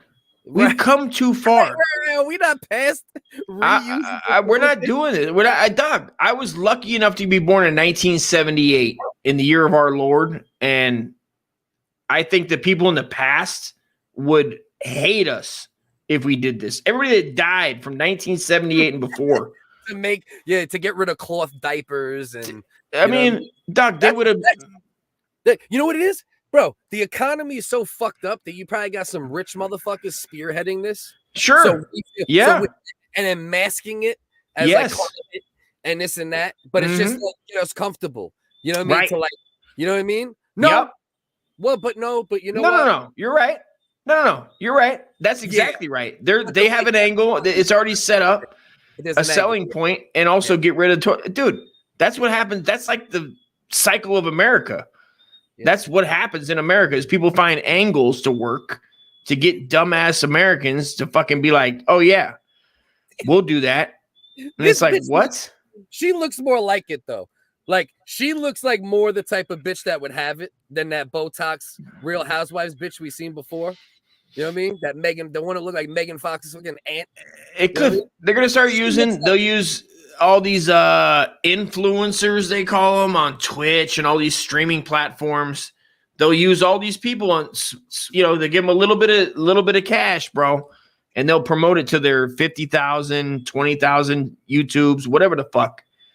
This is what they'll do, and it'll just be more dumb on top of dumb.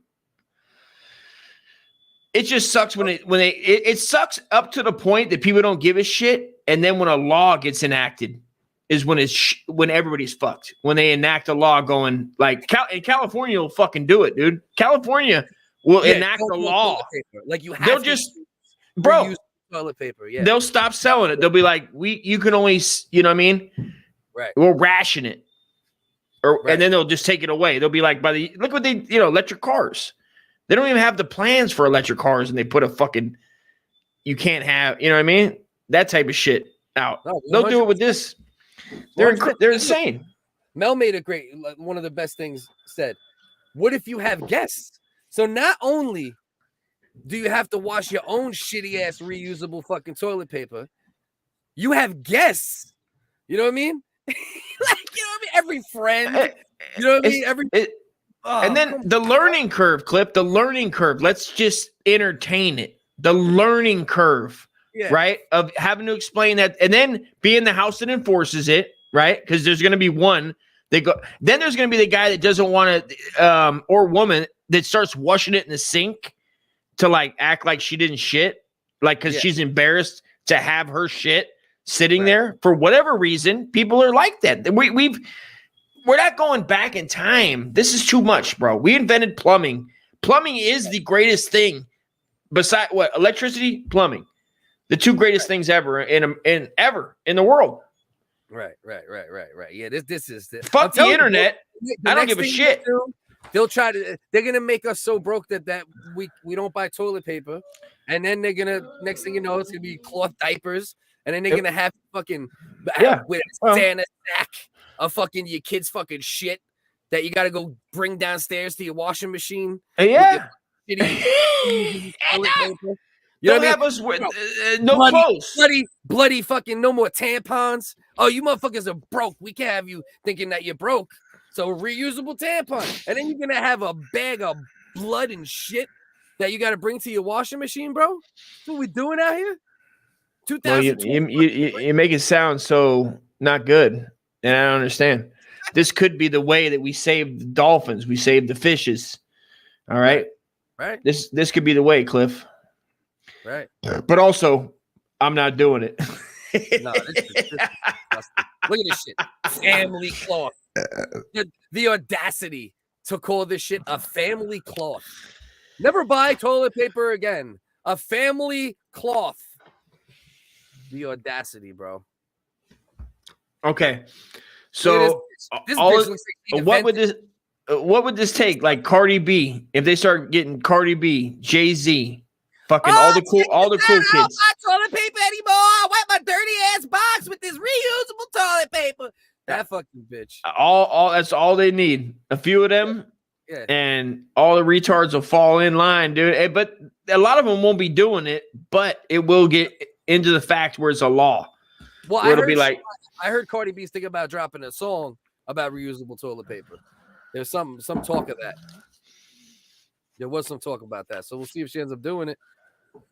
Let's see what this guy got to say about the washable reusable toilet paper. Now, he looks like he's not happy about it. Yeah, he's not feeling it. Yeah, he's not feeling it. So, yeah, bro, that shit is fucking, come on, bro. What the fuck we doing out here, Dusty? So what would you carry your own everywhere and then they just wouldn't have it? Because, like, if you go to in public anywhere, they're not going to just have this is going to cost more. Yeah. And then what do? Do you carry your own to people's houses if you got to take a shit and then you wipe your ass and then what? Then you put it in your bag? Yep. And then bring it with you back to your house? Yep. Like, Exactly. Is that what we're going to do? Like, all diseases. Yep. More disease. Right. Right. Of course. If they just, what's that shit called? That comes from the, dysentery? No. It's like, I think hand, foot, mouth actually can come from that. HFM? What's the other shit? Nah, there's a specific joint, but I forgot. There are some things meant to be disposable. Exactly. Yeah, right? bro. Jesus Christ. I wouldn't want. And this is a everybody thing. This ain't this is men and women. It ain't just a period thing. I don't want women to have to fucking wash out their tampons either. Yeah, bro. Don't flush them in my house, but also I don't like seeing a tampon in the trash, let alone fucking diarrhea.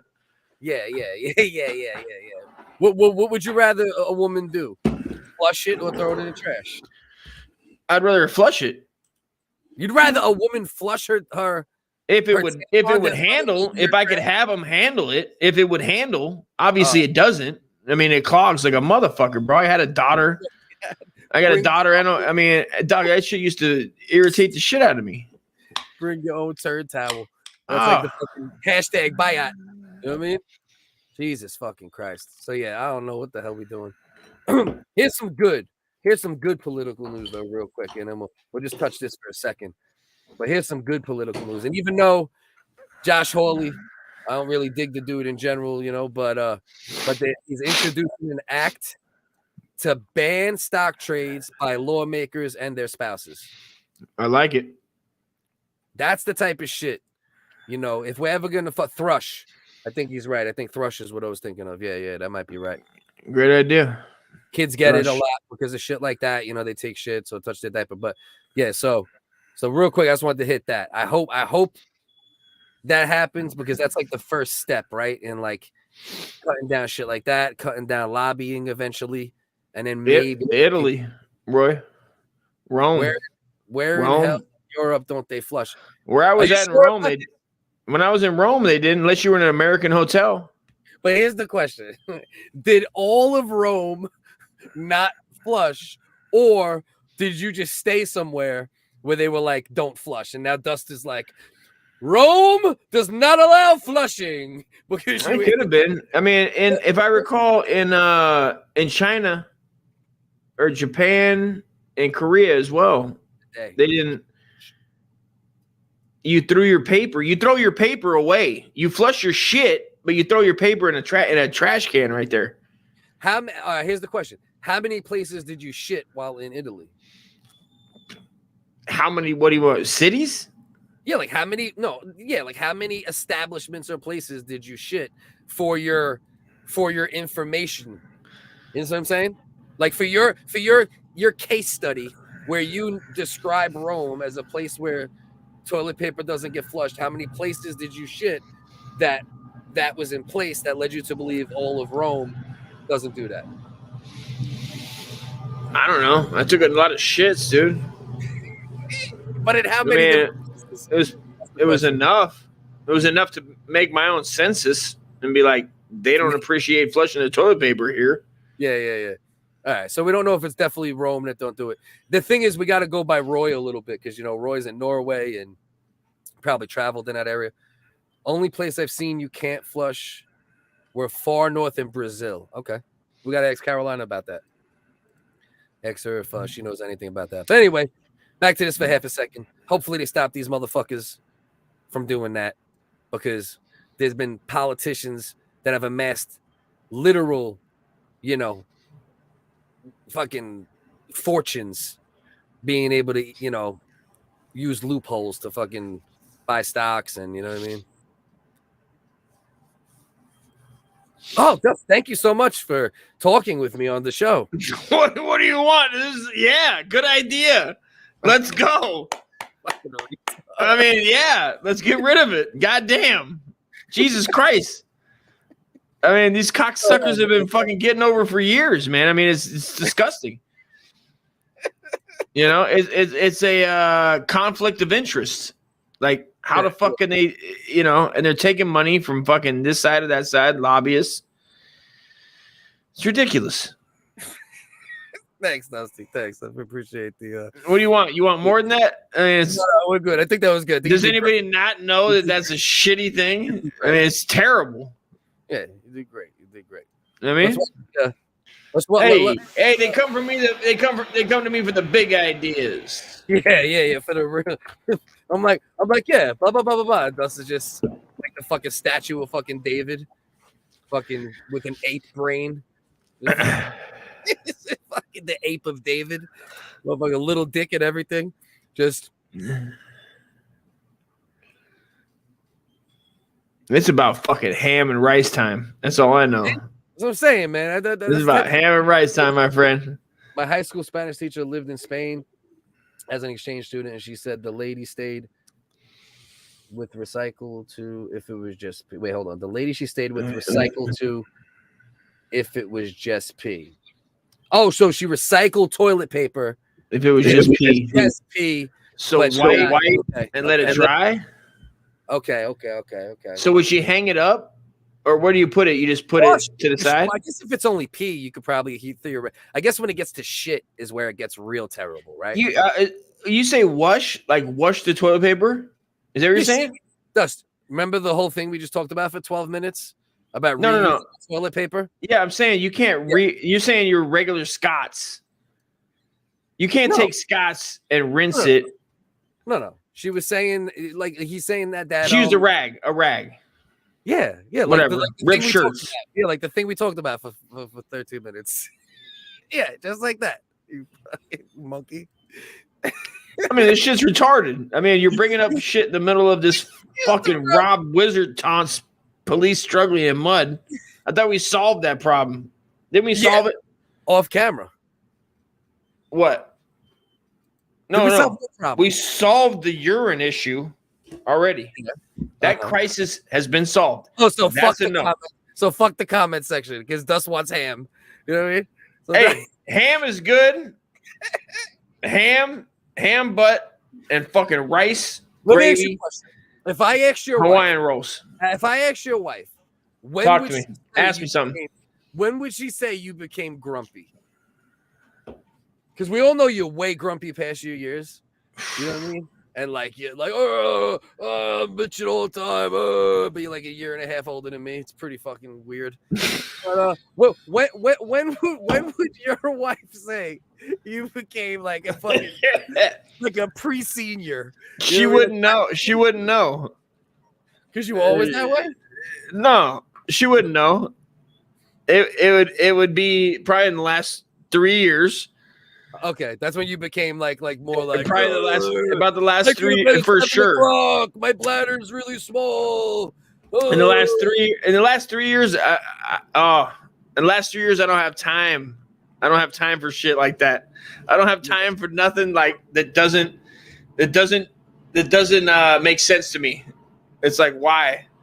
Yeah. Go fuck yourself. Eat a dick. Yeah, like basically whatever. Like, hey, I'm on a show that I do weekly, and fuck everybody. No, this ain't the show. There's no disrespect to people listening to the show, but also ham is good, rice is good, gravy's good. Like fucking, let's go. Rice, gravy. Who doesn't like rice? Would you like this show, or do you want to eat rice and gravy and ham? Gravy? What the hell does that even mean? What does rice Bro, and gravy mean? Have you never had rice and gravy? That's the whitest shit I ever heard in my life. Rice and gravy. Are you disrespecting the billions of Chinese that eat rice with some kind of liquid on it, which is probably like more of a broth? Like gravy? Well, they probably use like a broth situation. Wait, time out. So I mean, I'm good with it. If they want to put broth on it, I'd eat it. I'm not mad at them. General So chicken, right? Or like anything like that, right? You would call that General So gravy? I would love it, dude. That sounds fucking delish right now. Is that how you? That sounds good, dude. If you want to open up, or you want to open it up, I'll be your customer. If you don't want to go into business with me, that's fine. But like, I would love It's So Gravy, or like beef and broccoli, beef and gravy, broccoli and gravy. Yeah, if we could do like a broccoli and gravy situation, any vegetable is better with gravy on it. Huh? Hell no, Bex. Sauce and gravy, same thing. Exactly. Thank you, Beck. You need to shut your fucking mouth right now. You're a lie, and you're fired. You know what? Step into my office. You're fucking fired, bro. Hold on. Let's actually Google it though. Like, obviously, it's opinion. And what are you gonna Google? What are you Googling? Is gravy delicious? Yes, I'll tell you that. What are you looking for? Sauce and gravy. We'll see. Sauce and gravy. Yeah, let's see if there's sauce is a gravy. Sauce is a form of gravy. Sauce and gravy is a form of sauce. It's both lovely in God's creation. That it might go to our goodness in here and our hearts. Let's see if there's a culinary difference, or if it's I like that too. Rice and gravy, Mel. That's right. Get the fuck. You better back up, Cliff. The people love some rice and gravy, dude. You put some gravy on. Put your favorite gravy on rice, man. It's not gravy. Sauce is sauce. Gravy is gravy. Let's look at this real quick. Sauce? What are you talking about? Gravy? You better fucking watch it. Gravy is a liquid or a semi-solid liquid mixture cooked along with meat or vegetables and a lot of spices. Sauce is essentially that doesn't say meat. Hold on, let it go. Hold on. That doesn't say meat. It's supposed to. It's clearly a typo, Dust. With mint or exactly, vegetables. Exactly. It's meant to be eaten and put in your gut. It's delicious. That's all we need to know. Oh, let's check it out though. Let's look at it seriously. Okay. Finish. Sauce is essentially a moist or liquid component served along with the dish to add contrast and complementary flavors. All gravies are sauces, but not all sauces are. But all sauces are not gravies. So all gravies are sauces, but all sauces are not gravies. Yeah, this sounds racist. Is there racist there? Is that like somehow racist? There's a lot of fucking like uppity fucking I'm better than somebody, and then go fuck themselves. Whoever wrote that is a cunt. All sauces are gravies and all gravies are sauces. It all has sodium, a bunch of other flavors in there. It's just delicious, dude. Because technically spaghetti sauce is a gravy. Sauce right? equals no meat, gravy. Right? Italians call their spaghetti sauce gravy. It depends. No. It very much depends where you are geographically. You know what I mean? And that's the thing. That's why it's like, it's like a silly kind of like they call it gravy. Like that's my mother's gravy. It's one of those things that it literally depends where you live in the country. There's places in the country that would like slap you if you called sauce gravy, and there's places in the country that exclusively call or do both. It just depends where you live, bro. As far as I know from like people that know stuff about culinary activities, they say that, and I know a lot of them, Cliff. I know very smart people that are very high up in the culinary ladder. Yeah. And Aru is one of them.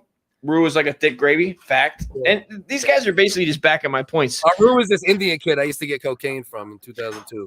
Aru is awfully, isn't it? It also can be pronounced a rux, which is like a rux full of bud. You can have a rux full of bud, and that's a good thing to have. Yeah. So anyway, you're my best white trash friend. My dog's about to fucking break through his door. He's about to eat through his door. What does he want? He wants ham too. Mm-hmm. You want a fucking ham, Cliff, ham.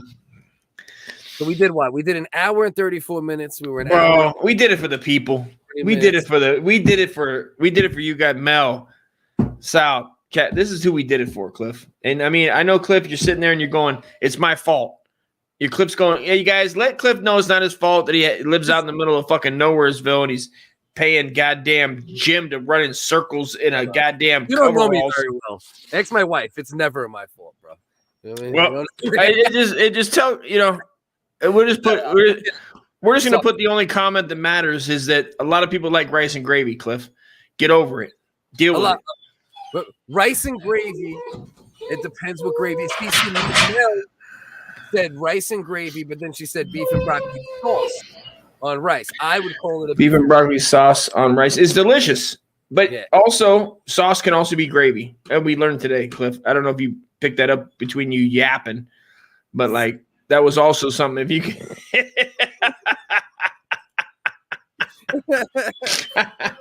listen, bro. If I didn't yap, we'd have too much silence, bro. Well, maybe if you'd yapped about the right things, we wouldn't. Maybe that's true. Or maybe I'll make sweet love to you, dude. Maybe I'll come over to your house and fix your goddamn Wi-Fi and a G-string with cuts on my thighs like fucking John Mayer. I can't believe John Mayer. That was wild. I can't believe John Mayer smacked the shit out of somebody. Right. If there was one person in the world that I was going to assume was never going to smack the shit out of possibly a POC, a person of color, it would be John Mayer, dude. So wait, do you think he called? Are you running a bit, or do you really think it's John Mayer? That's what I want to know. Was it not John? Oh no! I just convinced you of it. Wow! Are you serious? Yeah, I just ran with it. Because it made sense. I got enough beer in me, and I don't know enough about him. I don't follow his career. It did look like John Mayer. Yeah, I wasn't sure if it was a bit or you were serious, but everything that I think about John Mayer was happening in that video, like him goofily falling with his shoe coming off. I went, "That's something John Mayer would do." Yeah. It was fucking. And you know what's the crazy part? That John Mayer is a creepy guy. He is. That dude's a Marine too. That was like a Marine, like a young Marine fucking dickhead, I guess. Oh, that's fucked up, man. Damn. Queso fresco is good. Yes. That sounds delicious, dude. Noises are fucked up. I wish I had someone to rock. I'd stay on for a little while. We'll do it. Well, start pulling some people up, dude. I'll eat some ham. I'll come back. Don't get mad. Sexy, big sexy pants. You got your hat on backwards. You got, you know what I mean? You're fucking living the dream. All right. Actually, I went to trim my beard and fucking and like fucked up. You know, the clip gets a little loose, so I was just trying to take it down just a little, and then I was like, "Fuck!" Now I gotta go down to fucking.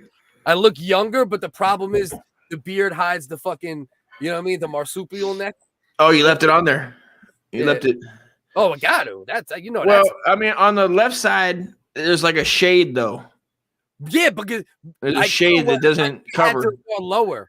You know what I mean? Gotcha.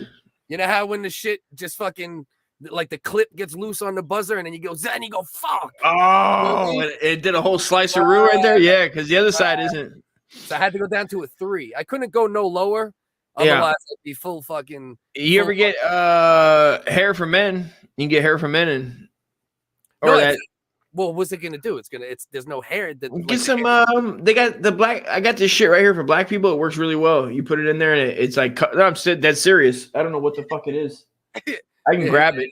My wife got it for me, dude, on accident. I don't know if she got it on purpose or on accident. She probably knew my dumbass would try it. And fucking, it covers up the color on missing areas. Really? Mm-hmm.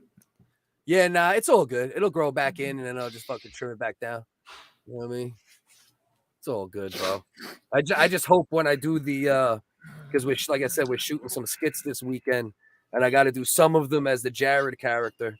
So You know, would you wear a wig? Why don't you just wear a wig by a weave? A beard, like a beard weave. Yeah. A beard weave by a beard weave. By a beard weave. Mm-hmm. Yeah. Could donate his neck pork to a T-Dog so they yeah. Maybe that's hot, dude. Maybe that's what we could do. Maybe we could grow. I'd fuck your neck. We grow it, right? Because it grows back. You know what I mean? Maybe that's a you'd fuck my neck. I would, dude. If I seen them chops hanging down, dude. If I seen them chops hanging off the ass of a man. I got a fucking family, a fucking nocturnal fucking possum. You know what I mean? You motherfuckers just chilling. You know what I mean? Every once in a while, one pokes the head out. My tits are so out of hand, Cliff. And my wife told me the other day, she goes, "Your fucking tits are out of hand." She tells me, and I go, "I already know. You're out of fucking my tits are like they're taking on like." Did you ever see that video of Richard Speck when he's in prison? Richard Speck that murdered like 9 Asians in Chicago in like the 60s in one house. And he goes to jail, and then fast forward like 20 years later, there's a camera in there, and he's turned into like a total jailhouse slut, and he's sucking dick to get by. Really? And he's got his top popped off, dude, and he has what I would say are my tits now. And it's making me, that's the thing that made me conscious of my tits. Nothing else. Not my shirt fitting, not anything else. Is Richard Speck is getting turned out in jail 20 years later. He killed 9 people. He gets these guys are like, what have you done lately? Respect. I never heard of him. Richard Speck. Dude, look it up. He was like on acid one day. Not that made him do it, but he walked in and just knifed and raped about 9 Asian like illegals. I don't know if they were illegals actually. I don't know. They were Asian though. They were Asian. Richard Speck. Yeah, victims 8. Mass murderer who killed 8 student nurses. It's on YouTube.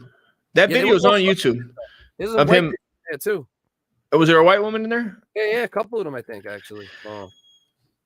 Richard Speck. A wiggle always wants some. Yeah, I'm dropping a link right now. We can hang for a little. I put it right there. Fuck it. I don't think there's any dickheads hanging around. They're gonna jump in right now. You can see the video footage on of the prison later on of him getting he's like a trans. He's not a trans, but he's a prison punk. That's not him. Of course.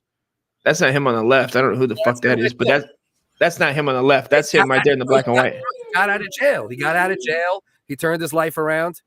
He got paroled. Well, that's not him. But if you ever look at it looks like fucking what's his name? Pat Benoit. What's the guy's name? Who's the guy? Who's the guy? BJ Penn. Looks like BJ Penn. BJ Penn and what's the other guy that was Batista? Yeah. It looks like Dave Batista's little brother or some shit. Answer your DM. Hold on, my man Roy telling me check the DM real quick. Check your DMs, fool. Jesus. Talking about. I'm assuming he means on Discord. Yes, he does. Hey Cliff, I can send you Ariel Phenomenon on 1080p. Oh yeah, hell yeah, bro. Hell yeah! Hold on, I'm gonna shoot him the my email so we can watch that Ariel Phenomenon. Oh, so good document. I'm gonna watch that shit as I fall asleep tonight. So good, bro. So good. I love those. I love any of those. Like anybody have anything like that? Let me know. Any newer or older. I like older ones too, man. Anything with the San Diego, everything over the bases that I never hear about. Jerry Corbell can't be the only guy that has information on that. No, looking for it. It's a decent one too that I watched. That came out maybe a year ago on Amazon Prime as well. I think it was actually called. It might have been called Phenomenon. That's why I thought it might have been that for a second. Yeah, it's a common name. I think Rogan had him on. I think Rogan had that person on too, whoever it was. But yeah, so Richard Speck. Okay, yeah. But there's video on YouTube, bro. And anyway, when you look at the YouTube one, he's got his tits, and it's just like bitch tits, like the bitch's male tits.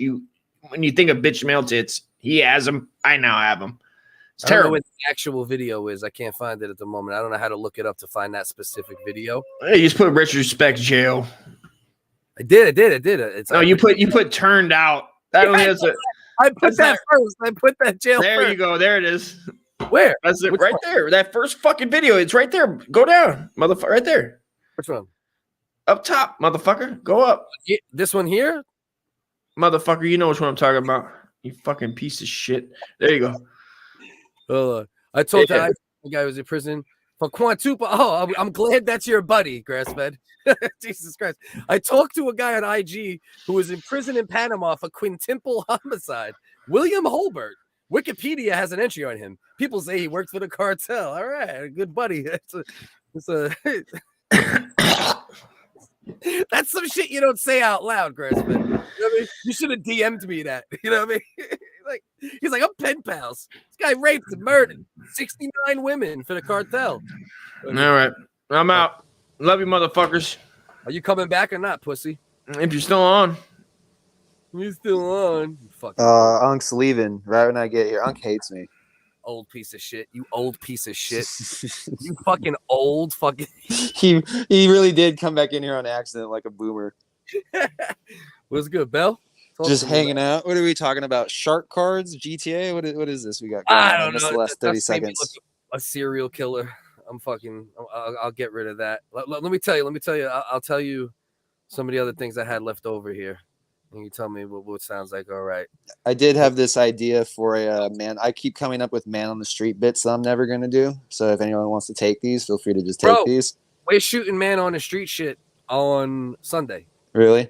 Well, this is one idea I feel comfortable because no one else could do it. But my idea is it's man on the street stuff where it like starts out like, just one of those Instagram videos like, tell me who you're voting for. And then it's Uncle Dusty though. And by the third or fourth question, it just has to devolve into him desperately trying to get like a flight to Africa. Like he's like in need. Like he's like, I need to get to Johannesburg within 48 hours. Like it's like a problem. You and Dust. How far are you from Dust? Actually, probably not too far. I'm in Northern California. I'm pretty sure he's in Southern California, right? Yeah, I wonder how far you got. Because, bro, that's it's decent. It's like a 6-7 hour drive, but it's not impossible. But I would film Dust do man on the street stuff if you wanted to. That's what I'm saying, and I could help write it. This is something I wanted to talk to you about. I'm man on the street guy. I just don't have anyone that wants to do it. But I have all the man on the street ideas. I could do some of them, but you can't really self-film yourself. You improv the fuck out of those too sometimes. No. Here's another one. See, if people are just gonna steal my ideas. My other idea is that you just walk up to like really attractive girls, and instead of saying something corny, like what's your body count? You know what I mean? How guys do. You walk up to a really pretty girl, and you're like, "Where's your dad at?" And you just let them answer. And that's not bad either, too, right? Because you'll get different answers too, right? Some people will be like, "He's in the car right over there," and other girls will be like, "He left when I was 5." Right. Good go. Yeah, that's funny. I might have to jack that one. So listen. So one of the dudes I do the shit with, right? With the with what I'm doing with the show and this, that, and that company. Right. My boy Ant. My boy Nick, who works with the guy Ant, who's the main guy, but Ant is very focused on he has like a specific few shows that he has written, ideas, one animated joint, the joint I did with him, the Door to Door, and then like a couple of the scripts written, a couple other things. So he's has a laser focus on certain projects, right? Mm-hmm. The dude Nick, who shot the Door to Door joint with the good camera shots you see, not the secondary camera. Me and him are building, right? So we're doing some comedy parody shit, and we're also gonna be doing some skit shit. We're gonna try to plan. What I want to do is within the WHigga's Discord, I'm gonna start and I want to see if you're interested or whoever's interested that's funny and not an idiot, because this will only be business and let's come up with funny shit type shit. Create specific rooms for I would like to get you in it.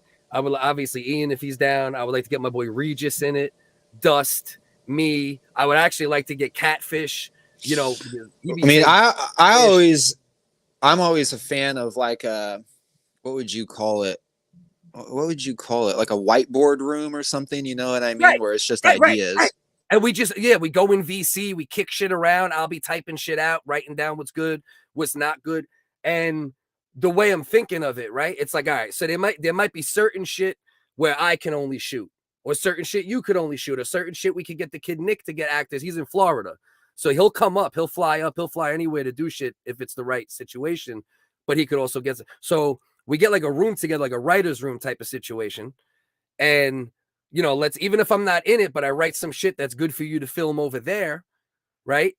we get all the writers. So whoever is involved in the writing of that will get writing credits on it. Obviously, you know, when we make money, we make money. We all know that it's not like we're doing this right away for bread, but the collaborative process of all those funny minds, bro, and the fact that we're in different locations and have access to all sorts of different shit, I think we could create some fucking some good shit, you know, and even some of the, you know, the comment section people, right, bro? Like the people that don't even do entertainment fully, like Catfish or Roy or Grassfed, like they say some hilarious shit in the comments. You know what I mean? I agree with everything you're saying, Focus, and it sounds lovely in theory. This is like communism, where the idea is really good, but you're going to see. I'm worried what sort of catastrophes will befall you trying to wrangle all these people together underneath one place. But I do encourage it and I support it. Right. It has been tried multiple times before with no success. But here's the thing, though, right? There will be 0 fucktards in it, right? Like not even one fucktard. We won't even allow one. Hey. It's only people that know what we're doing in those rooms, or we're doing. I hear you. You know? 0. I hear you, man. But it's hard. I know. Let's do it. I'm down.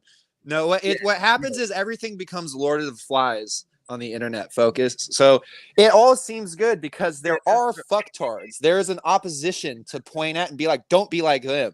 But if you completely eliminate the fucktards from the equation, then everyone just has to look at each other and be like, all right, who's the fucktard out of us? And it's like Survivor. The group gets smaller and smaller and smaller until it's just you and Ian Ellis. I mean, you know, you and Dusty. A fucktard will emerge. Yeah, so someone will decide that they're gay and that they have a crush on you. Something weird will happen, bro. I swear to God, you can't predict what it's gonna be. No, I agree too. But that's what I'm saying. It's just a thought process. And he's stupid. Only if I can spread my theories regarding eugenics and first cousin relations, you know. But that's what I'm saying. Like I don't want it to be like it's not going to be like a thing where there's pressure or a thing where it's like we have to do this like then. You know what I mean? Like it'll be just like there'll be the VC when we do the VC, and those will be the ones where we'll just kick shit around, and I'll keep everyone on task to a degree. It's like I think the crowdsourcing for ideas is definitely really good, and then having a bit of like a mind to go aggro. You have to like keep in mind of like, okay, who should I talk to you about this and who should I not talk to you about this? You know what I mean? Because you just can't include everyone in everything. Prime example, don't just tell Kenny right off the bat he should only expect to be a part of 20% or less of the activities, because otherwise he will demand he be in 100% of them. I love Kenny. Kenny's not a problem, but Kenny, that's an example. I love Kenny. Kenny will not be involved in the writing. He could be involved in shit we could write for him. You know what I mean? And that's what I'm saying about this. It would only be certain people, and the people who like Ian, like I'd have to like give Ian like a wrangling. Yeah, you'd have to give Ian like a topic to come up with like liners for or something like that. You can't give him too much freedom, because then you're gonna end up doing some Black Power Kanye West thing. Yeah, or we'll just end up like only fucking around. You know what I'm saying? Like Ian is a beautiful mind, and you got to wrangle him. You know what I mean? You got to take him and be like, Ian, this is the goal. This is what we're doing. You know what I mean? And that's it. You know what I mean? Otherwise, because and it's the same shit I go through. Because then, like, once your improv mind starts going, your idea mind starts going, it don't stop. Then it's just like idea. Well, you know, I'm glad that you guys, your buddies and stuff, are all making stuff already, so you can kind of get those core ideas out, because it's really not good to just start like, all right, we're gonna make something, because that's impossible. Because like with Ian for like the first season of Lil Fappy, we were supposed to like co-write it, but like by the second episode, I was like, fuck it, bro, you just come up with the ideas, because every idea I was trying to yes and he was being like, no, but now there's a giant robot, and I'm like, okay, Ian, I don't even know. I can't predict where you're taking this, bro. And then when it was over, when the first season was over, Ian was like, yeah, I had like a fever dream before the first episode of like how this whole season was going to go and how it was going to end. And I was like, why was I trying to make jokes for it? But meanwhile, he had it all like kind of like immediately planned in a certain way. But all the new stuff needs just him just being like, all right, what do I do with Lil Fappy as like a character? Because I've finished what I'm doing, and now we can come up with some pretty funny stuff. Right. Not and to say I didn't Ian like season 1 because I did. What Ian needs to do immediately is start tapping me on the shoulder or Dust on the shoulder and let people do voices. Right. He said that, but see, Ian's such a boomer. Like, he will send you guys a message somewhere. He'll probably DM you on Twitter for some weird reason and be like, I asked Dusty, but he didn't respond in 24 hours, so I did it myself. And I'm sure if Dusty came on, he would be like, bro, I never got asked. I would have loved to have been on the cartoon. Love to, but because to me, that's the only thing that he needs to take a lot of those to like the next level, right? Is the variations in voices, you know? To me, that's the only thing. Like, he writes, you know, Ian's funny as fuck. You know what I mean? He writes like these crazy things, you know what I mean? But to have more variations in voices, I think would be like the main thing that would like, you know, like make that shit, you know, even more, you know. Yeah, see, Catfish says in the chat, he's like, Belland actually had this idea before and he talked about it for a while. Yeah, what I would say, Focus, is just begin the process. I'm doing it. And just tap, like you said, just tap people on the shoulder. Don't even tell them they're a part of a thing.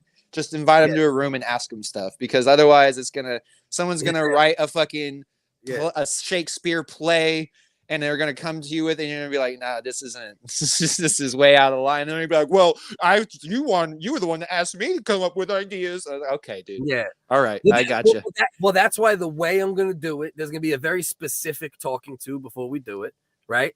And I want it to be extremely open and collaborative and no pressure, really, right? The only thing I would say sometimes is like let's think specifically, right? Like, let's come up with a skit. Or let's come up with a, you know. I had a skit. I'm not going to say it right now, but I had a skit I wanted to tell you about. We might have to do it after the stream. We could do it. We could do it remote. Oh, we could do it remote. And that's even better, right? Like that shit because what I noticed, right? You know, and it's something I've been involved in a little bit, you know, throughout the years, like, you know, rooms like that and things like that. But like doing this more recent shit, right? And watching the way it can be done, right? If you got to have at least one person that either, you know, takes notes while you're doing it, while you're talking, and takes notes and organizes it, or, you know, takes the stuff that's written, you know, like just written down and kind of like parses through it. Like, you need which would be me in this case at the moment. You know, you'd be another person I would trust to do something like that. Like, but you need that, right? I'm actually I'm working on figuring out how to script write. I'm trying to write a movie. Right. I don't want to tell you what the name of the movie is, but I pretty much have like 5 or 6 pages of notes that are just the core like events that I want to happen. Nice. And I have enough events where I feel like it could fill up at least about an hour. Nice. And now it's about like, who are the characters? Why are they going to experience this events? And what is the string of actions that's going to get them there? Because I'm a cheater, because I can't come up with original ideas. So I just have to piece everything together. You know what I mean? But that's been my strategy, is to just get all the ideas down. And then, like Dave Chappelle says, he just picks them out of a fishbowl. Like, I'm just going to look at all the ideas and be like, okay, where do these connect? And they should just start making sense. Right. And that's what I've learned. And that's one thing I'll give Ant, you know, and the funny thing is, like, the dude Ant, who wrote the scripts and wrote this and that, you know what I mean? Like, it's like, even him, you watch him learn on the job with it. And also I've watched what, you know, like the way dialogue gets stitched, right? And the way, like, so I've learned, like, you know, I've already, like I said, I already had pebbles of that knowledge, but now being involved in this for like the past 3-4 months and watching it, I'm like, oh, okay, we can do this, you know what I mean? Like, with the right people, like, you know what I mean? Like, yeah, I'll always be down to be involved with anything anybody's doing, but I also want to spearhead more things, you know what I mean?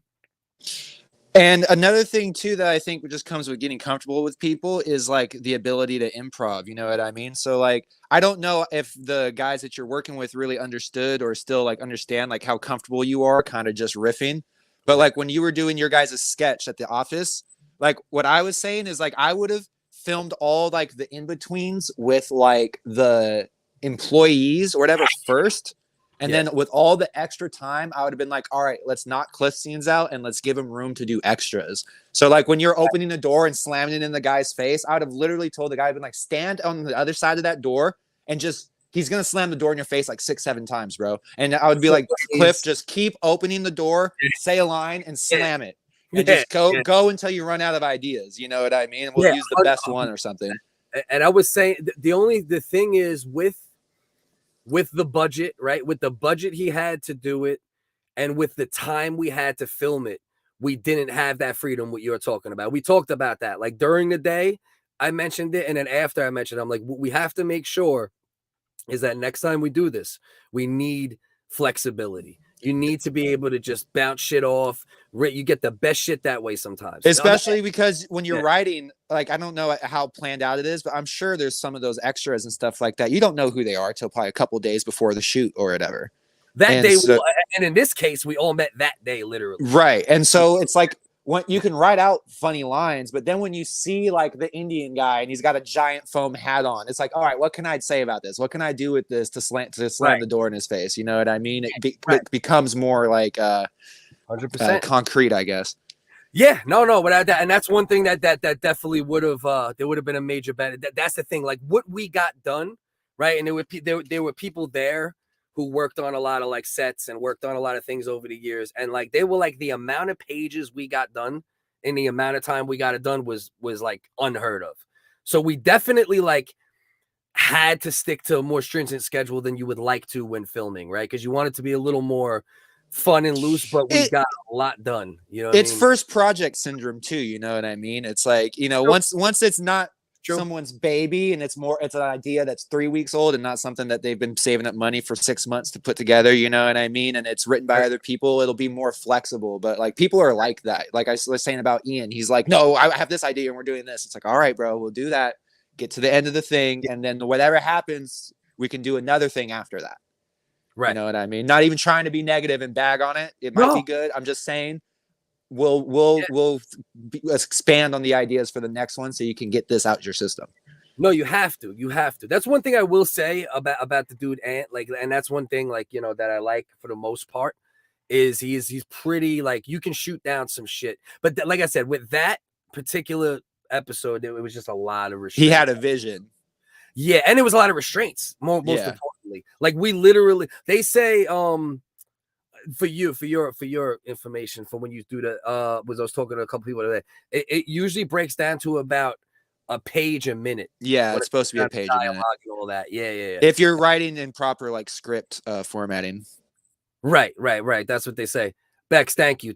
Yeah, no, we definitely got something there, and we definitely have hammered down the black screen shit and what we need to change with that. And we actually, dude, I'm gonna make a couple edits of that too. I finally fucking got a bunch of shit off my phone. I'm literally tonight I'm gonna screen record that, and I'm a DM you with a couple little edits. I want to see what you think of them. No, bro, please do. You know, please do, and he'll be interested to see it too. To be honest, one of them is it's not even gonna be the same concept. It's gonna be a whole different movie. I want to try to make like a horror movie out of it. Oh, that's fucking dope, bro. I love all that shit. You know, and yeah, that's the thing. It's like, you know, when you do that collaborative shit that we're talking about possibly doing, and hopefully doing, well, definitely doing, hopefully being successful, is it's got to be both things, right? It has to be like completely open, but also wrangled, right? That's what I've learned too. It's like, it's got to be both.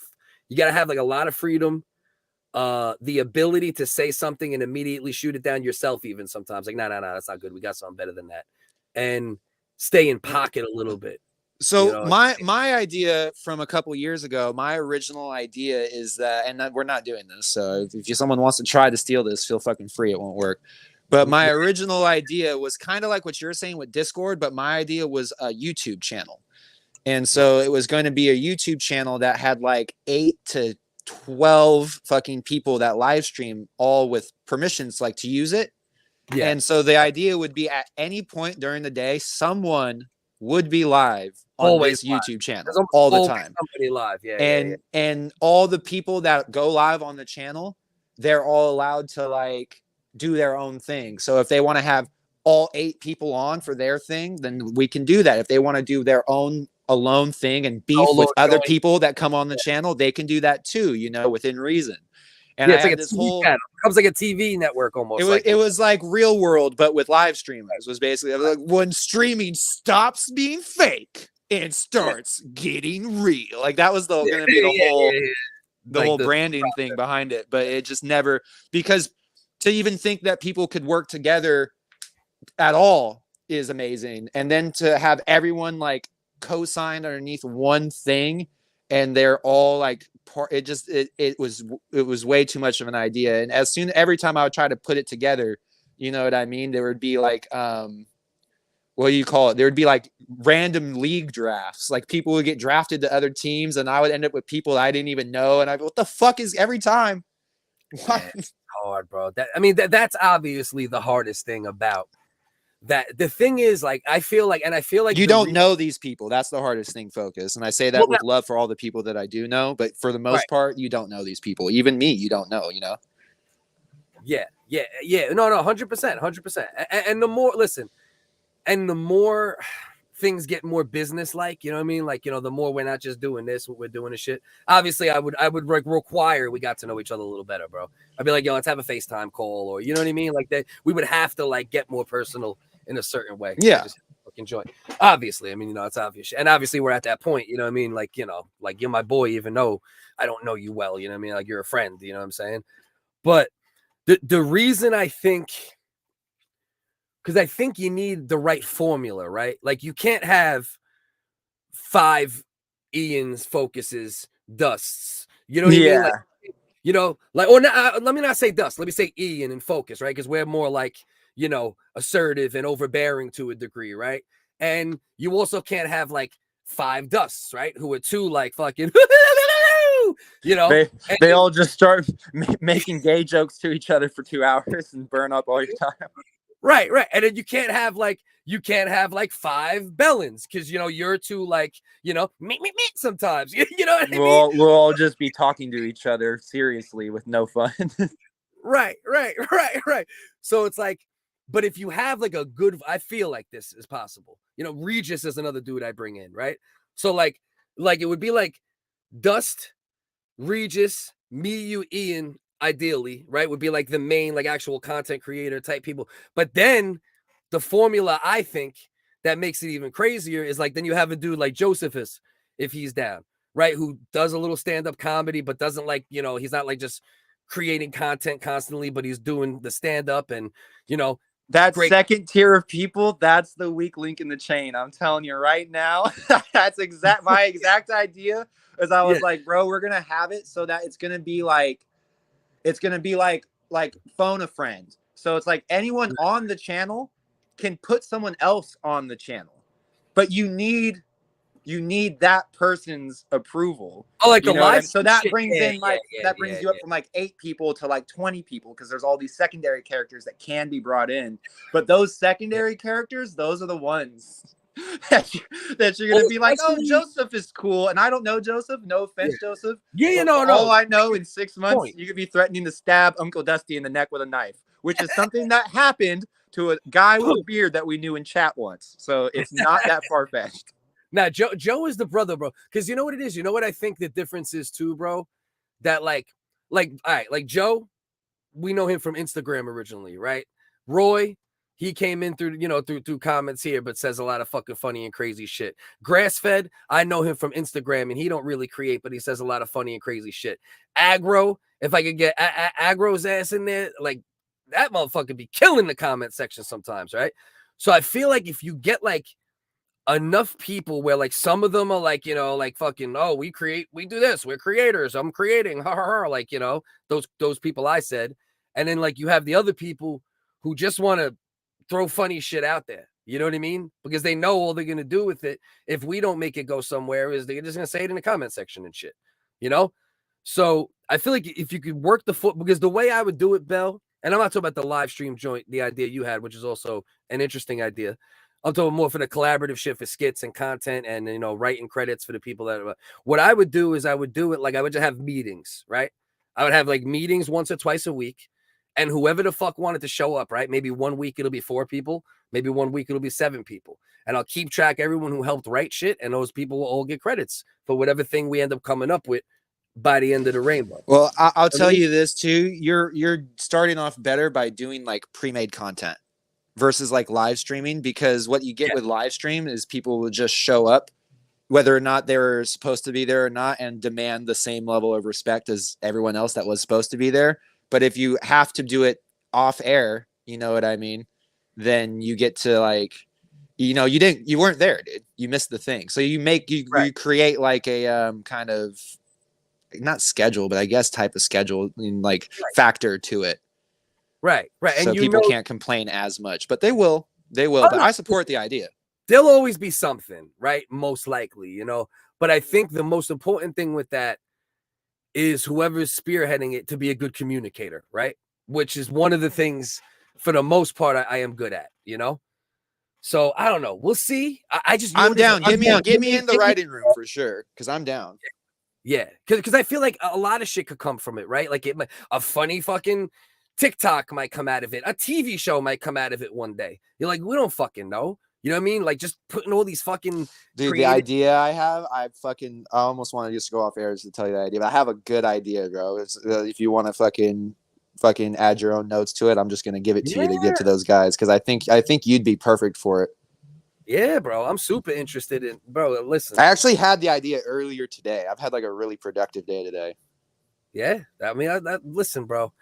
You know, and that's one thing, man. I'm telling you, bro. It's just like, I feel like, especially for the type of comedy that most of us predominantly do, the independent route is one of our only chances, right? Because it's the only way, because none of us are practicing the correct skills. The only person that kind of has the right skills to like be mainstream popular in that old school sense is Ian, because he knows how to like get on stage better than the rest of us. But he like spits in the face of all that and does everything opposite of what he knows he's supposed to do. So even he's not going to make it. You know what I mean? Yeah. So like we need there's like a level of that, like the stage shit though, man. You know, the stage shit though, like Ian's the most polished stand-up by far. I mean, it's not even close. Like but with the stage, see, Ian would be dope to do improv shit. Listen, that's all grandiose thoughts, but the stage is home for me too. Just I got to make it more home for comedy, right? Right. I understand that. Yeah, I that makes sense. Yeah. Because the stage, like, you know, that's like, you know what I mean? Like that's like, you know what I mean, bro? Like you give me a microphone in a room full of fucking people with nothing prepared. And that's what I'm talking about. That's the skill though. Yeah. The skill is doing that. If you put Ian in that situation, Ian would be like, how can I put myself in the worst possible starting point in this situation? Oh, I know. Let's start out with pedophile jokes. Ian, maybe not the best thing for fucking the early morning fucking seniors brunch, but but that's Ian though. He's doing it on purpose. Right. Like I upset the apple cart, and we all upset the apple cart in some way, right? But like it just happens. But like Ian's like, I want to upset the apple cart. That's the difference. You know what I mean? Like, he could. Ian knows how to tap dance and how to smile and shake people's hands and be nice. You get their phone numbers so they call him for gigs. Guy in reality, that's the worst part. Yeah, in reality, he thinks he's charming though when you meet him, and he's not. No, but he is a nice guy. He can't. Some people can't avoid the like. I want to, like this shit's too comfortable. You know what I mean? Like I need to make this shit uncomfortable. You know what I mean? But that's why I love it. That's part of the reason why I love Ian. You know, like I like that. You know what I mean? Like even though that's not fully me, that's like a portion of me. Like you know me, that's me, but it's like a couple layers down. It's like you got to fuck with me. You know what I mean? Then it's me. You know what I mean? Whereas Ian, you know, Ian thinks like Ian lives his life like it's the intro to his stand-up special that he's never gonna get. Like he walks around as his best version of himself and just shoots off fucking one-liners at strangers, thinking that there's gonna be an audience, and there's not. Ian, the only way, I actually think one of the only ways to possibly wrangle him in any way is from a writing standpoint. You know, it's like the only chance, because then. Like if he's writing in some other capacity, right? Whether it's him and me writing something, or this collaborative thing, or you and him writing something like that, you like agree to like be fully collaborative, then you're able to like parse through it a little bit. Like, all right, bro, like this is all great, but like so let's just leave this out for this second, you know? But that's the only, you know? With Ian, I don't even necessarily want to like critique Ian stuff like that. I wish I could like be like the devil on his shoulder that tells him like, hey, don't do that like that all day long. Right. More like that. All day long. Like literally, I need to be following Ian around and being like, hey, do that like this, dude. Don't do that. Like, but I need to do it 10, 15 times a day. Right. Well, this is what I wonder too. Do you think so? Ian, all right, let's say Ian decided to do stand-up again, right? Like heavy. You know what I mean? Heavy. Back you know, in. I'm going 5 days a week again or 3 days a week, whatever the fuck, minimum.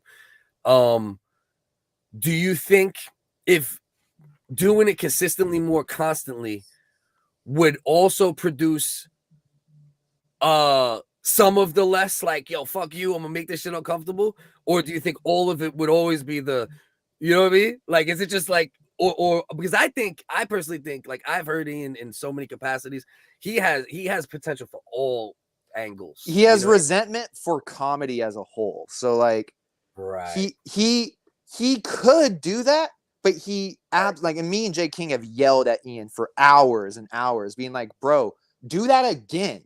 That was funny. The last time you did it, do it again, dude, and make it funnier. But he refuses. I've only heard him retell a few jokes, and they're usually like his like really, like I'm stealing your word, grandiose, like spiritual stuff that like he wants to make a point, and he's like trying to make it funny. Yeah.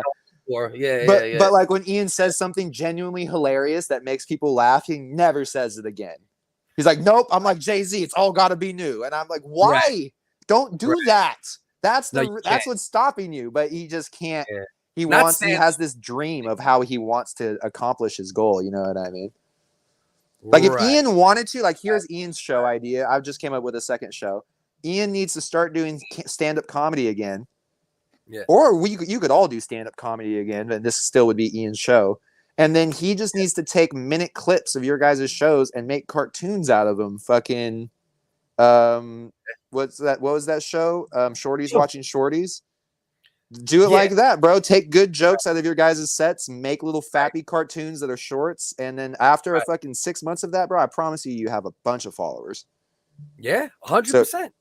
Yeah. So he has all the tools right there to do that. I'll shoot him the idea, but he's like so against doing stand-up at this point, or making shorts, or doing anything I ask him to do. Oh really. yeah, he's very like he's locked in on that one specific thing right now. You know what I mean? And you know what it is. You know what it is, Bell. And I can relate to this fully. It's the one thing he could probably do that doesn't interfere with his real life.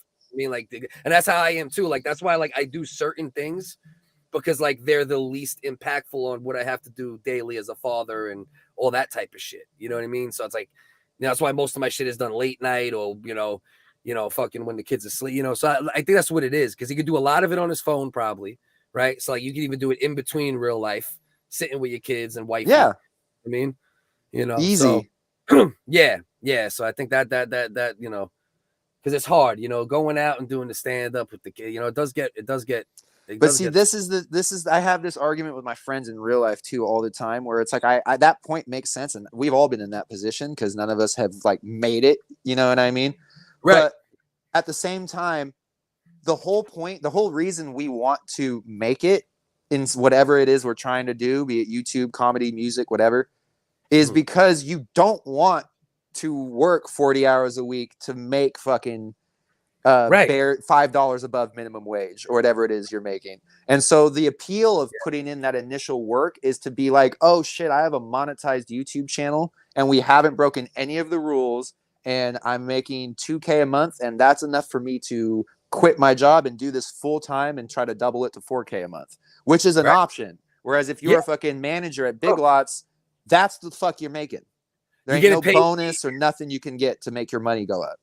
And most importantly for me, from my viewpoint, you know what I mean, is you're doing something you hate, right? That's my main issue, right? It's like, making it, but it's like you said, right? It's like the making it, that's whatever, especially at this point in my life, you know what I mean? But being able to live fully off something I enjoy. That's making it to me, like breaking out of the 9 to 5 and being like, oh, what do you do? I make $6,000 a month doing YouTube. Like, oh, okay. That's a fucking full-time job, bro. Good for you. Right. The closest I ever got was $2,000 focus. and then I lost it all. 2K. I was about to quit everything. 2K a month. Ian announced his retirement. Yeah. And you're right there. Like getting to that good monthly number. Yeah. It's fucking that, bro. That I'm telling you, bro. That's another thing we should chop it up with Bell about, but this would only be like 2 of us, 3 of us. You know what I mean? Like start like a fucking like a comedy fucking merch joint or something. Yeah, no, I actually am working with this comedy channel. I'm not going to name them. They have like 25,000 subscribers, and I hit them up on the internet, and it's not connected to any of this, but I am thinking about outing them one day.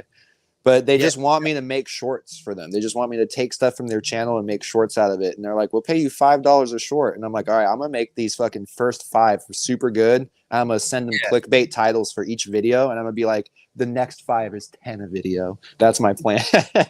Yo, listen. And if they're good and you're fucking killing it, why not? And then if you ever need, you ever want to sublease a couple out, you know what I mean? You hit up a Dude, Wigga, Upwork is actually legit. I found some editing stuff on Upwork after just a couple days of looking, but I have a shitty portfolio too. That's what I realized. You can't really take edgy fucking dick joke humor and like compile it into like a portfolio that you can show people that want to edit like their business fucking videos. And so I gotta get a portfolio going of like actual shit that's not psychotic that people can watch.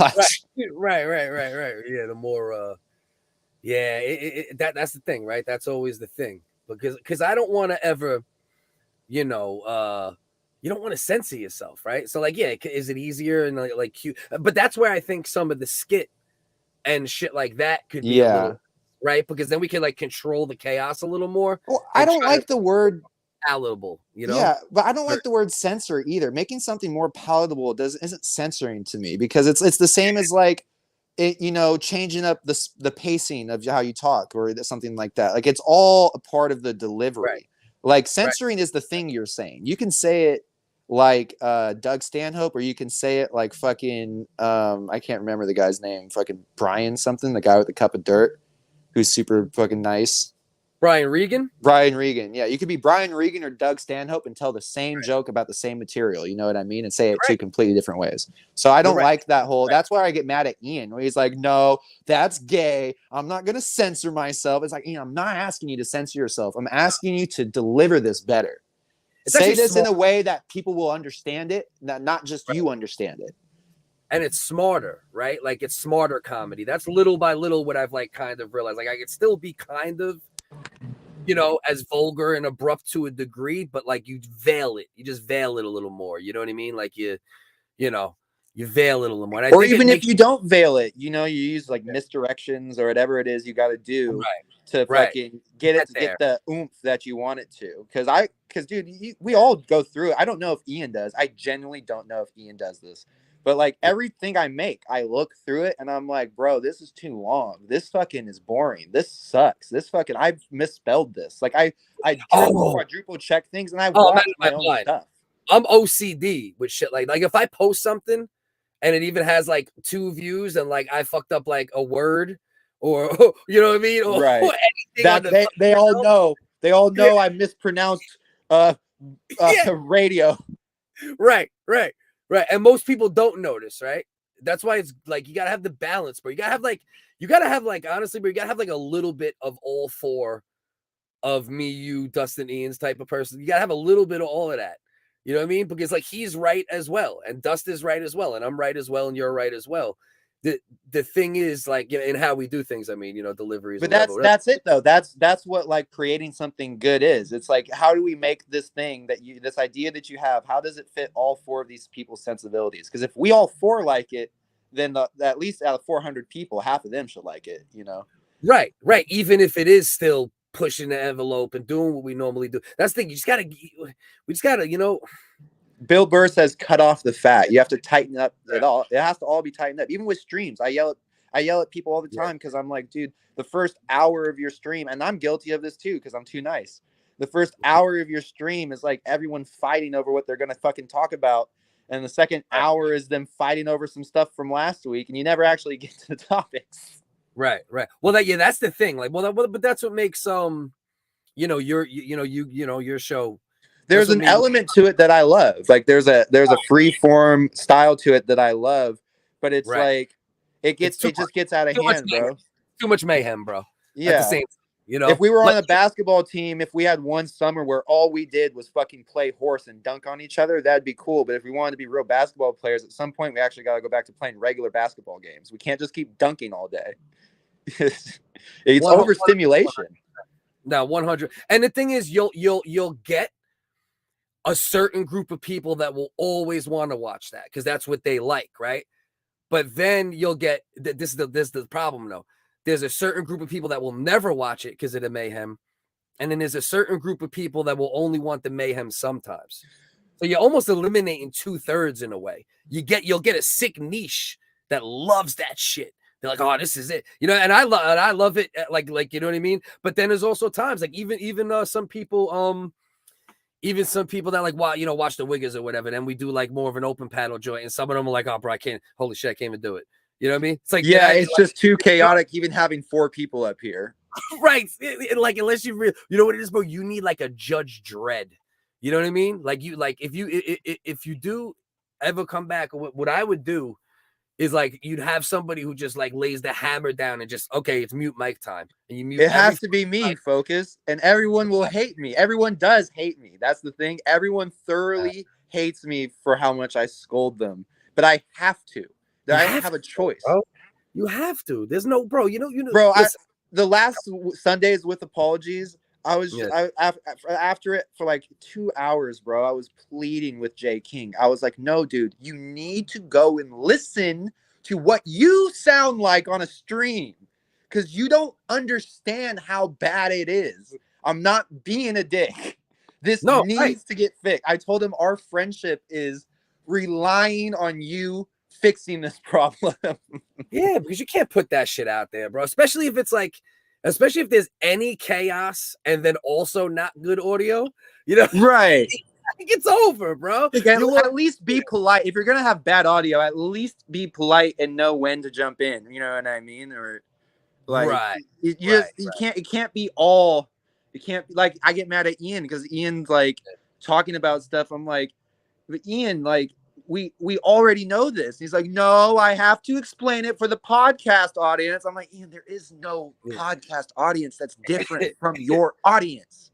At this right. What are you talking about? They understand you at this point. Yes, they all get you. The podcast people probably get you even more than the YouTube people do. So please just cut to the chase. Yeah, I bet. Well, the thing is, though, bro, and, like me and King are cool, even though we might, talk some shit here and there. But, like, there's just a difference, Bell, right? Like, he's not like, a fucking entertainer or a podcaster or a comedic timing guy or this or that. I would call Jay King a funny guy. Yeah, no, Jay King says some funny shit for sure, but he's not like thinking the way you're thinking. He works construction. Yeah, he's just on his phone talking shit and not realizing like, okay, you have to have some type of like, cadence with each other and flow and, and like Ian understands that and whatever, and so do I, and maybe we don't do it sometimes, but like we understand that. But like a dude like King or like the people who like only ever would get on a live stream and do what he does is with you guys. That's like King rocks with yo. You know what I mean? He's not looking to like he's not a content creator. Right. So it's like it's like fucking, it's rough, bro. It's rough regardless. You know what I mean? But you have to be that way, Bell. If you come back and you guys come back or whatever, or if we like whether we decide to collab or like whatever ends up happening, right? I'll be there rocking no matter what. I think the only way to do it is if everybody understands, listen, I'm not trying to be cunty. I'm not trying to be a dick. There is no choice but for me to have to mute every mic at the same time sometimes. Otherwise, we're going to stunt our growth, And it's stunted. We've been drinking coffee for years. Yeah. I mean, like stunt the growth of like the new thing. You know what I mean? Per se. You know what I mean? I do have this idea where I want to be the only one doing a morning show. Yeah. And I think it'd be easier to keep people wrangled at fucking 10 in the morning or even 12 at lunch than fucking 8 o'clock at night when everyone's fucking stoned and drunk as off their ass. So maybe that's part of it. Might be calmer because it's during the day. right? I won't be calmer. That's the thing. I maintain the same energy all day. But you're so you. I'll be good. You're you. I'm the same way. Like, I mean, like I am just me 24 hours a day, on stream, off stream. There's no change in me. You know what I mean? Like, I'm just me. My only change is better when I take mushrooms, and I'm even a better Belland. then I'm like Belland plus. We gotta talk about that too. I might need to have you fucking Oh, we can talk about some things. Yeah, fly me a mushroom. Nah. But spores are legal. Yeah, especially on your end. That shit is cakewalk on your end at this point. That shit ain't even criminal. No, I can order I can order mushroom chocolates, not mushrooms, but I can order edible mushrooms from the dispensary that I get weed from. I don't know. I don't even know how they're doing it because it's not decriminalized here. But shit, boy, that's some Cali shit, son. Yeah, that's some Cali shit. No, what's really crazy is the black markets. I don't know how they keep those going, but they have everything.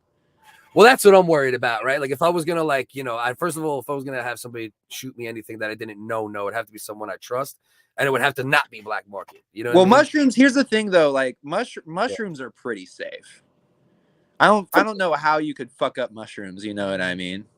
Well, let's say they're being grown, and there maybe is a weird fertilizer of some kind put on them, or they're treated with something to try to make them bigger, or you know, yeah. Well, you know, I mean.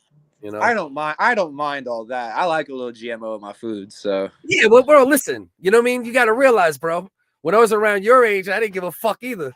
You know what I'm saying? I was running around like Tarzan when I was your age, bro. You know what I mean? So I'm with you, trust me. You know, but if you send it to an OW, I'm gonna say get me that dispensary shit, so I know it's a little safer. You know. Well, the dispensary is easier because they're chocolates, anyways. There's actually these Tootsie Rolls that they have. There's an 1/8 of mushrooms in one Tootsie Roll, and they just come in the regular Tootsie Roll wrapper. So I was just gonna get a bunch of those. I just be nibbling. You know what I mean? That should last me a week. You know what I mean? Your teeth will be vibrating on the second nibble. Well, yeah, you gotta be careful. You're gonna hear the inside of your eyes. I used to do shrooms a lot back in the day. I did a lot of psychedelics, like from like 90, I'd say like 94. And I was done with psychedelics around like 2002 or 3. I probably took my That's a good run. Yeah. The edibles are nice because they're broken down already. So like they hit you faster, but they also, it's like a 2-hour thing and it's over. Like they don't really last that long. Yeah. How much? Kind of nice. What's the number? What's the number on something like that? It's like 25 1/8 across the board. So 25 1/8 for mushrooms, 25 1/8 for eighth in an edible. And so it's 25. Basically. Yeah, exotic mushrooms. Like if you want something crazy like white Brazilian penis envy, then you gotta fucking pay 30 or 35 1/8. But that's the most I've ever seen was 35 1/8. 35 1/8. I'm trying to think. I'm trying to remember like when we were copping back in the day. Because I went to space a couple times. That's the only thing with me, right? Like that's why I probably wouldn't even do the joints you're talking about. I would have to get them from one of my, like, I know a bunch of people do it. I just don't know, you know, sketchy with people. But I there goes Bell. Oh, Bell just went to space. Bell just bit 1/8 of a fucking Tootsie Roll and fucking shot up to the fucking heavens real quick. I made some tea about a month ago. Yeah. Yo, my bad, brother. I hit the refresh button by mistake on my phone. Oh, it's all good, bro. I'll be doing like once every 2 shows. I hit the back button on the wrong window, like when I'm trying to go back to a video. But yeah, on StreamYard. That's where the dual monitors really comes into play. Was when you're live streaming, you have the one that you don't touch, and then you have the one that you can touch. I fucked that up a couple times. I need to get back to that because then I can have one fucking joint just for soundboard and you know because I want to get the soundboard more involved, but with all the other shit I'm doing, Bell, like it's too much. You know what I mean? Unless I could keep. Well, that's the thing too. Like whittling it down, and automating things is all part of it. That's why sometimes I get on you about the promotion because I'm like, I know that you need to promote, but there comes a time where it's like I feel like you're doing so much that I'm like, I wonder if you could be spending this time doing other things. And that's what I say to Ian all the time. And even Redbar the other day was like, has anyone seen Ian Ellis's Instagram? It's like psychotic ramblings. Like even Redbar was like, what is going on with Ian Ellis's Instagram, bro? And I just want to shake Ian, like put all that effort into making more cartoons. Ian needs social. One thing Ian does need, where his superpowers go away, is social media. Yeah, you know what I mean? he can has do a YouTube. vision and can he do knows how to YouTube get at times. reactions, but he can't he can't package that up. He got YouTube though. For the most part, there's times where he got YouTube, especially obviously with your assistance. You know what I mean? You know, but anything else, there's no hope. Like, you know what I mean? Like the Instagram, like you know what I mean? Especially Instagram. Twitter, he could get away with. You know, the targeted promo on Instagram, and I'll put, I don't know if I put you on how I do that, but you could get, you know, Mr. Redbar. Actual ads, no, targeted ads actually work. That's good. Yeah.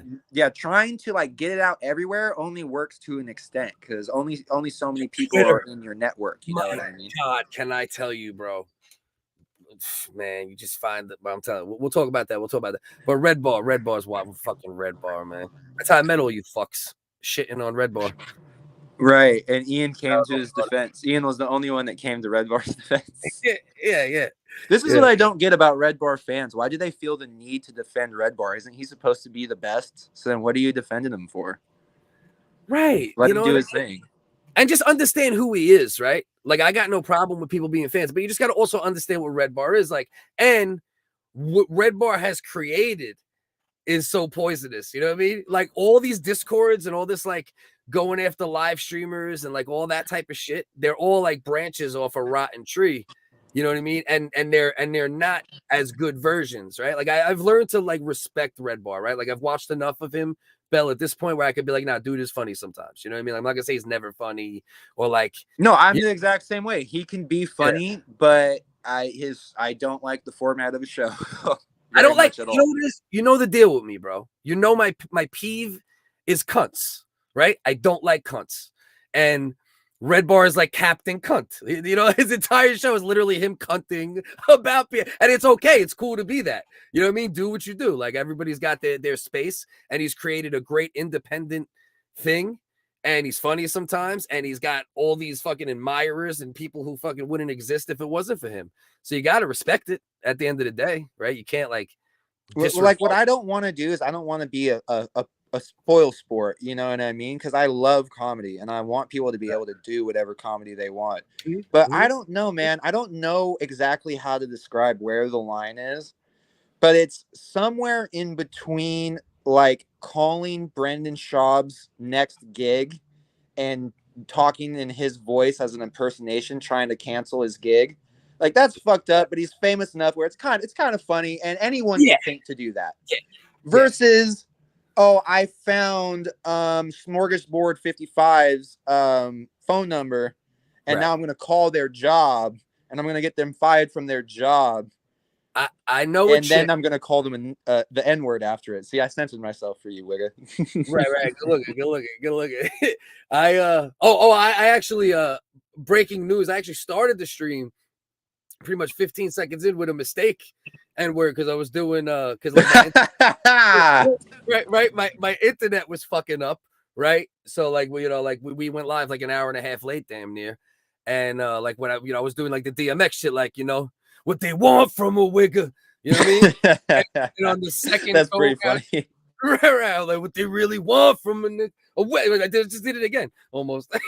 It wasn't even on purpose. Focus is racist. Everyone point and laugh at Focus. You know what I mean? No, but it's the white people shit. It's in the song. I can say it. But no, I was saying that earlier. I was actually talking to my girlfriend about that. I was like, because my girlfriend does OnlyFans. We all know this. And she was talking about how like she doesn't like how sometimes people will comment on her videos really racial stuff. Like, because porn is race based. Like, you're like, I need Asian gangbang. I need Latina anal. Like, that's the first thing you're typing in usually is race. And I had to explain to her, I was like, you can't be mad at guys that want to give you money and then call you derogatory names. Because that's what they're giving you money for. You know what I mean? That's when people are watching your porn every day being like, what a dirty little fucking whore. I bet her dad fucking hates her. Like, they don't like you when they don't respect you. Most important. Right. So, you know, so I'm not knocking the profession. Do what you do. Get your money. But also understand it will never come to a point where there's like respect for it, but maybe there's more like, okay, do what you do. Respect amongst your peers is the most you can ask for. Right. You can't be getting fucking railed and showing your fucking wide open asshole to a camera and expect to be treated like, you know what I mean? Like, right. And expect them to not say anything at church if you decide to go. Yeah. Like, they're gonna say something, bro. They just and I had to tell her, like, dude, you can't be mad if you want to do this, that some people are gonna choose to enjoy it that way. You know what I mean? If you want to make the money, just take the money from them. You don't have to sit there and conversate with them. You just ignore the comments. Right. But that's what it is. You got to understand the game you're in. Yeah, exactly. That's exactly what it is. And I can't remember why I brought this up originally. It was a comparison to something. I'm not sure. Maybe the Redbar somehow, or the thing. But we were talking about. Oh yeah, with like Redbar's fans and stuff like that. Like you can't be the guy that's like, let's call Dante Nero's place of employment and fuck with him. Yeah. You know, you can't be that guy. But then also when some dude gets punched at a comedy show because he stood up and yelled Redbar at the guy and he ran off stage and punched him. You can't be like, well, we don't condone this type of behavior. We never told them to do this. No, you did. You did. We were all there. You can play whatever games you want, but you did. Right. And they listened. A culture for it, period. That's the culture he fostered, right? So I guess to your point, you got to know the game you're in. You got to recognize what it is. Like and just own it. Like, because you ain't tricking us. You ain't tricking me, motherfucker. And that's what I'm saying. Like, I'm all for comedy. I feel like all comedy should be on the table. But if you fucking show up to my grandmama's house in the sake of comedy and bang on her door, you know what I mean? Then we got different issues. Like, that's a different set of problems, bro. And so if you think that's funny, then maybe I'm not a fucking staunch, like defender of comedy, because I don't think that's fucking funny, bro. I don't think going to someone's house and fucking with them when you don't even know them is fucking funny, especially if there's like this weird swatting fucking error around internet shit. Yo, I know a chick, right? This woman, and she's like, I'm not going to reveal too much because she even said, please don't, because I asked if she wanted to come on and this and that, just tap it up. She's like, listen, nah, don't even mention like who I am, blah, blah, blah. But she does little things in certain space with entertainment over time. Nobody really known, but had a little moment where she would, but whatever. She hit me up and she was like, listen, she's like, I seen the joint, the video you guys made about him, oh, great job. And she said this dude was calling her job, trying to get her fired. It might have been one of his fans though. It might have been. She seems to think it was definitely direct. I do know for a fact that I watched Redbar prank call Hostbusters personally a bunch of times and sent pizzas to his house. So that Redbar will prank call your personal cell phone number and send pizzas to your house. He will do that. But that's not that. I'm not too. To me, I think that. But to do it to a guy with like 500 YouTube subscribers is different than doing that to like, if you did that to fucking Bobby Lee, that would be like an achievement. That would be like a big get. But if you did that to like some guy that's got to go to work at Kmart tomorrow morning, that's not cool. Yeah.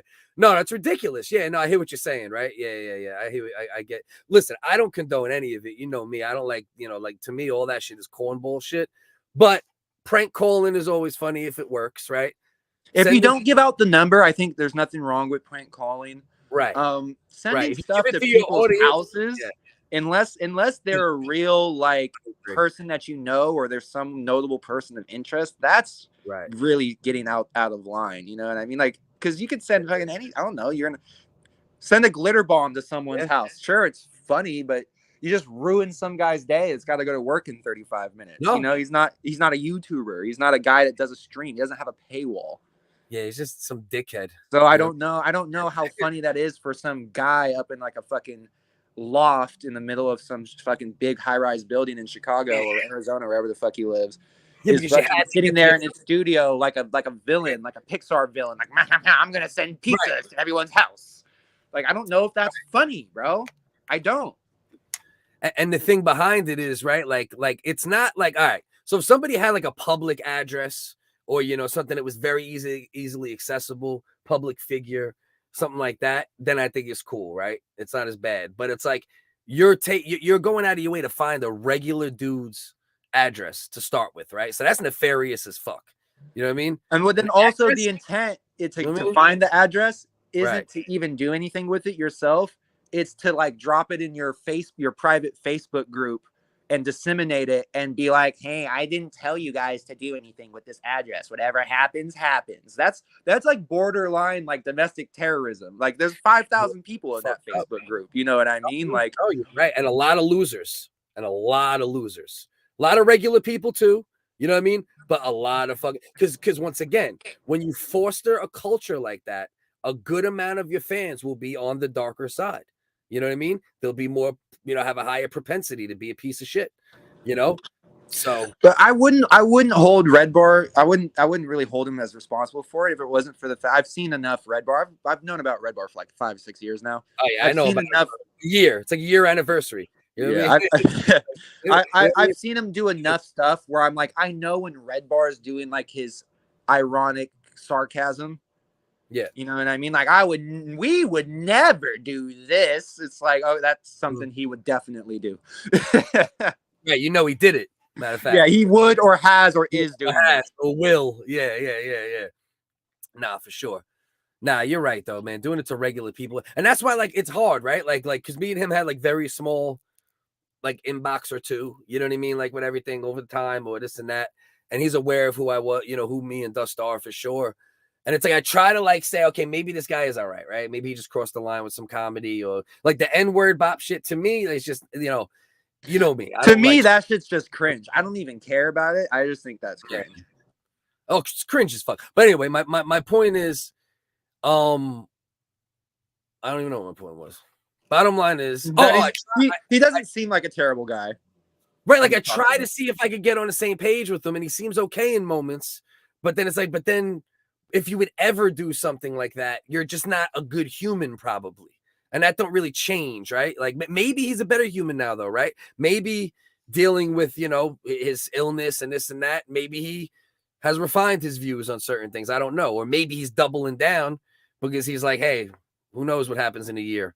Well, he has been trying really hard since he came back to like be mainstream and be on YouTube because he wants the ad revenue. He doesn't want to have to rely on subscriptions because if you watch enough Redbar, he hates his listeners.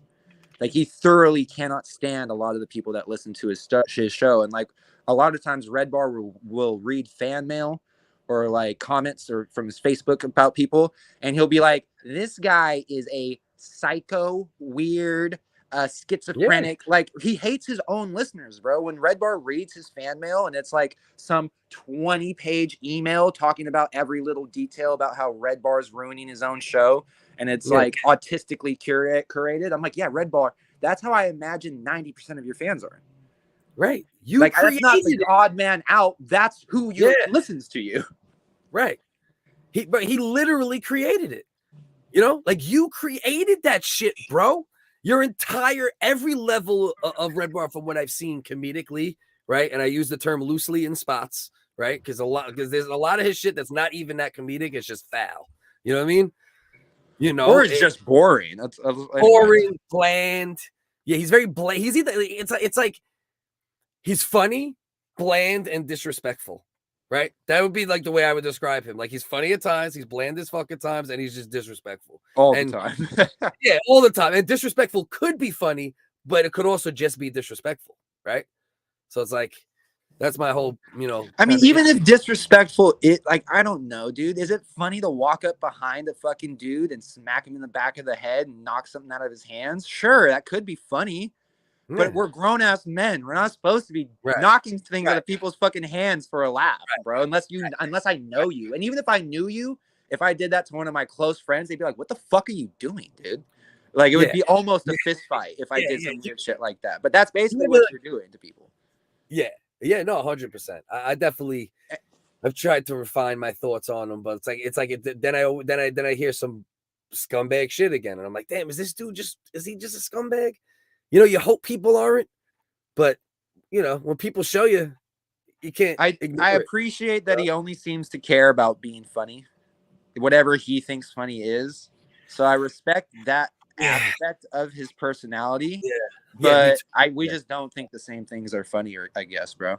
I like sitting there and I like being in a room with 10 people and there's one person that's like controlling the room and making everyone laugh and is like being bombastic and a character. Yeah. I don't like this nerdy little, I'm going to sit in my room by myself and stream for 9 hours and talk about some guy's TV set. Like, that's not funny to me, bro. I have no people that'll go through 100 funny scenarios just talking to you in an hour. Versus like you spent an hour talking about something blatantly not funny. So I don't know. And making shit up sometimes, right? It's like the same thing that like Unique does, like taking things, and it's one thing to do it completely comedically, right? Like where you take a subject and you just twist it, add onto it. Even that, people get mad at me for doing that all the time. I'll literally like, what was I saying the other day? Oh, I think I was saying that Bex was getting sued by what's that fucking comedian's name? Some old comedian, but yeah, she like some guy said something to someone on the stream that had the word Bex in it, and I turned it into Bex is getting sued by this other famous comedian, but it was obviously not true. I was just trying to fucking see who would believe it, you know what I mean? But then there's like, no, did you hear? Bex said really mean things about that guy we know, and I think we should kick her out of the group, and that's fucked up. The culture, like, okay, that's some weird, culture shit. It's the culture of looking for gossip or looking for a gotcha. Oh, I gotcha. Look what you did. Look what you said. And look at us talking about it. You know, it's like, shut the fuck up. Be funny, man. You know what I mean? Like, just it is a bunch of gotchas too. See, I the thing I like about us is when we're responding to something, it's not a gotcha. It's a holy shit, look what happened. Yeah. It's like, Dana wife slapped his wife. That's not like a gotcha. That's like a whole shit. Yeah. Gotcha is like, can you believe Logan Paul is using binary sex terms in his stream? Like, dude, stop it. Stop making it worse. Right. And there's two levels to it, right? There's the celebrity gotcha cornballs, and there's the like small gossip communities that infest Discord, you know what I mean, types. There's like two levels of it, you know what I mean? Discord or Facebook or any real group, bro. What I've decided is the best thing. And this is gonna suck for you because you're not gonna want to listen, and you're probably not gonna listen, but this is really the best advice I could give you. Do not engage with people from chat on almost any level beyond the YouTube stream. Now, I'm not even going to say anything else because you can do what you want to do. I'm just telling you that seems to be the problem. If you meet someone and they have a channel, because that's how they get from you. That's how they get from the comments to you is in Discord. That's how they find you. There's no reason why that there should be so many people with a relationship with one of our listeners on With Apologies that they're able to like start an entire YouTube channel off of gossiping about things that they might have heard people say in passing, you know what I mean? Like that's ridiculous, bro. And I don't know why I felt the need to be so fucking nice to you for so long, because you liked me, right? You liked the thing I put out, so I'm trying to be nice to you. And now I regret ever even bringing you in at all. And I can't even count on my hands how many people that is, bro. It must be 30, 40 people at this point. So many people, bro. Bro, that's why I had a personal relationship with. I'm building my Discord, bro. If it's like the Empire State Building, I'm building it with toothpicks, bro. Slow. You know what I mean? I like watch people in fucking Discords. But I'm telling you, bro, Discord for me, bro, in a lot of ways, it's literally like psychological and marketing research. Because the way I'm nothing like a lot of you. You know what I mean? And then I find the good ones, and I'm like, hey, come fuck with me, because these people are fucking idiots. You know? Well, no, there's like Discord, like breeds. Like there's different breeds of Discorders. Like there's whatever you would call us, like content creators, and then there's like anime weebs. And then there's like guys that just sit there and game on Twitch all day and play fucking music in the voice chat, even though there's people talking. You know, they just think everything's gaming related. You know, there's Pete Ards on there. They're trying to spread Nazi propaganda. There's a lot of those. And there's the people who don't do anything but be on Discord and react to Discord, and then occasionally go to YouTube and do something similar, but not as dirty. because they can't get away with as much. You know what I mean? And that's all they do. Literally, they just rock there. And listen, there's room for everything. You know what I mean? You just gotta, bro. But trust me, man. I entered into Discord. Oh nah, Bex, you already know your shit is dope. Bex's shit is good. You get some. I tell Bex the same warnings. You're going to say you're going to be nice to one too many people, and that is going to cause the chain reaction that is going to make your house of cards crash down. There's certain it's people. not because of you. It's because of them. No, it's not because of her at all. It's because of them out there that just want attention. Like when I don't even know if I want attention when I make YouTube videos. I just want to make shit. And the only reason I like getting views is because I'm like, oh, that did good. That was funny. That must have made people laugh. That's the only reason I even care about views. Check it out. You don't want attention for the sake of attention, right? You want attention. I don't think so. Because what you're creating is good, or you're providing something to the people that are giving you the attention.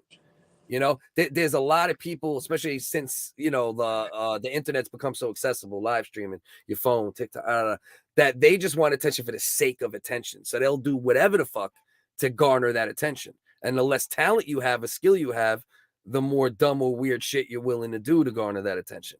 You know, well, that's what I'm saying. Like, I don't know if you were around. I think it was right before you came around. There's the Tech D saga. Did you ever meet Tech D? Probably not. Technical difficulties. No, never. There's this guy. He was a Redbar guy. Like, he would clip Redbar stuff, and that's how everyone knew him. He would just clip Redbar stuff. Yeah. And then through the clipper, they call him a clipper, right? You guys call him a clipper. They're clippers. Yeah, he's a clipper. Yeah, I'm a clipper. Yeah, no, you're way more than that, bro. And you're way more than that, Belland. Don't you undervalue yourself? Don't you? Fucking but yeah. Who the fuck was we just talking about? Clipper, Tech D, I believe. Tech D, yeah. So what Tech D did is, as soon as he started getting a lot of subscribers for his YouTube channel, he figured out what StreamYards was. And this guy, when I tell you, focus, he went live one motherfucking time. Yeah. And he got hooked. He was dangerously hooked, to the point where within 3 months of live streaming on YouTube, he was live streaming himself getting beat up by his dad, kicked out of his house, wandering the streets of Las Vegas looking for fun, taking donations from chat on his Cash App. And once he got enough donations, he met up with a drug dealer, forgot his phone was on, and broadcasted him and the drug dealer watching porn and smoking meth together in the car. That sounds like a good song. And has never returned to YouTube since. That's a song I would have liked to have been around for. That sounds fun, right? Like, that's like... No, it was fun because it was such a fiery car crash. You know what I mean? We didn't stand around for 9 months, like, trying to get the fire back up. Like, it just was awesome. Yeah, quick. Burns hot. And we didn't do it. He did it to himself, bro. We just all watched. We told him, we were like, bro, don't give him your Cash App. They're going to get your phone number. Don't give them your Cash App. Gave him the Cash App. We were like, well, we tried. Bro, it's that dopamine hit, Bell. That dopamine hit of attention for people that are not used to getting attention, especially, right? Like, even if you get attention, right, or have done performances or been on stage or had videos do really good or anything, right? Even if you get attention, you have to manage attention, right? And over time, you don't really manage it anymore. You're just like, all right, whatever. I'm creating. It does good. It don't do good. Whatever. But the people that don't and have never really felt that dopamine hit of attention in their life, to them, that shit is like, you know what I mean? That first 1,000, that first 10,000, that first, you know what I mean? And what else are they going to do, Bell, right? He's not going to sit down and write some funny shit. No, it's worth streaming 7 days a week and getting fired from UPS and going homeless for, some would say. Right. And so he was working at UPS eventually? No, this is a different guy. See what I'm saying, though, right? This is another guy. That dope. And that's the problem, right? With a lot of the live streams. They start out as chat people. This is what I'm saying, bro. If you don't get someone as a creator. Keep Natclo in the fucking comment section. That's what I'm saying, dude. Why did I ever know Natclo in the first place? Right. Stay in the comment section. But I don't know. I met cool people through the comments. I don't know how to tell. But I think you do now. Yeah, now I have a better idea. I have a better idea on how to handle it. And I don't care about making people happy anymore, which definitely would help out in future endeavors. But But yeah, the whole fucking thing, like, and yes, Bex, it was that redneck guy. That is exactly who I'm talking about. It was he got caught watching porn with his drug dealer. We don't know if they did anything, but it sure sounded weird for 30 minutes. We think there's a big suspicion that he was sucking dick for drugs, but we don't know. We don't know, and he denied it. He's a silent dick sucker, you know. The porn wasn't silent. We heard that. Yeah, the dick loud and clear. You're like, I can suck your dick so good, no one will hear it. Creepy.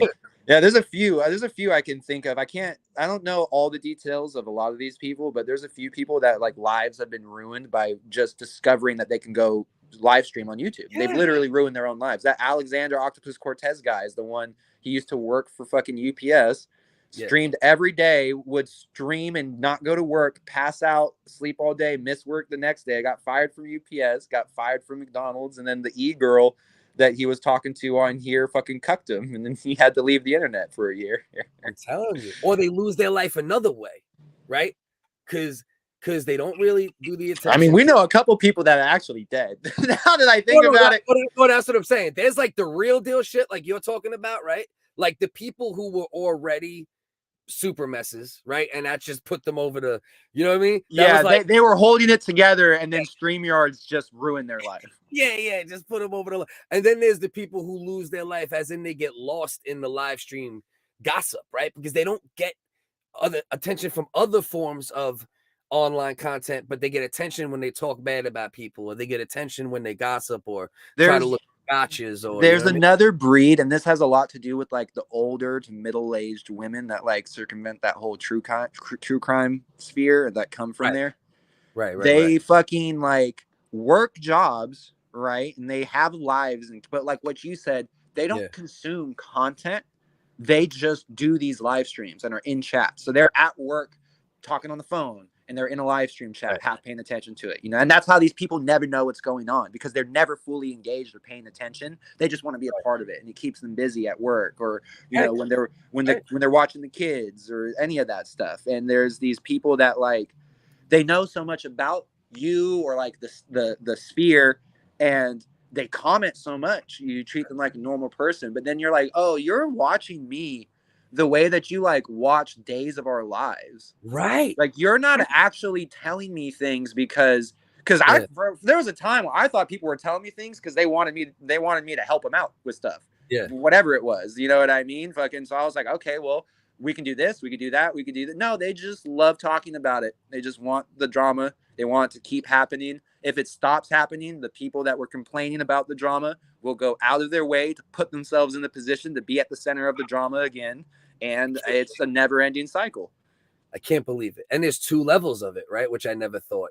There's like the drama, which is like the non-content creator drama, right? Like the shit, right? Where it's like just Save Robbie's just calling this girl a cunt for some reason, and now they have beef for 3 weeks, and they're gonna make videos about like, well, actually, you said first that I have an ugly face, so I talked about your eyebrows, and I can't believe we're doing a play-by-play on this right now. Right. But you know what? You know who I blame, bro? You know who I blame for all this shit, bro? Who? The Kardashians. Oh, I was gonna say, what's his name? Chris Watts. Well, he's blamed for a certain community, but I blame like the Kardashians and reality TV to a degree. It's like the integration of reality TV and the internet has added up to this, right? Because it's like the first sign of like people with no talent or really nothing. Well, and then also everyone having to respect your like privilege or like your whatever your like disabilities are. Like, how could you say that about her? Her kid has autism. Bro, I hope all her fucking kids have autism. I don't know her. It was only real till you made it real. I didn't know that. I just said something as a joke. I'm just talking shit. You're the one exposing her right now. Right. You're the one actually. Shout out Betty Spaghetti. You know what I mean? Yeah. It's wild, bro. And then there's the other version of it, which is like the kind of content creators, but the only content that they seek is gotcha moments or weird things from live streamers, other live streamers. Or there's like people like there's that Like in Theory guy that everyone makes fun of, where he's not even drama like that. He's just you get bored with him because he just covers one thing. And like, so what he does is like, he just tries to fuck with this one guy he used to podcast with named Coach Eli that he has beef with. That's all he does. Every stream he does, you could pick something from 3 years ago, something from today. I promise you, he has dedicated a majority of it to talking about that guy and like plotting on him and talking about planning on striking his channels down and trying to get him demonetized and just constantly at war with this one guy to the point where they both kind of have made a borderline living wage, like a slightly below minimum wage job earnings off of just hating each other online and sabotaging each other. And it gets viewers and attention because it's negative, right? And then it forces people like to be on teams. I noticed people really like to be on teams. And what I noticed is once you have teams, people are then willing to switch teams. 100%. Which I thought the only reason we wanted a team was so that we could all like reaffirm each other. But actually, it's just so that there's you know, conflict. Anybody who joins a team fast will join another team just as fast, right? It's like, it's one thing if like you have a team and like you build it up over time and but if like any of those people who are like willing, like, hey, I'm new and I'm on a team, you know what I mean? They'll do the same shit.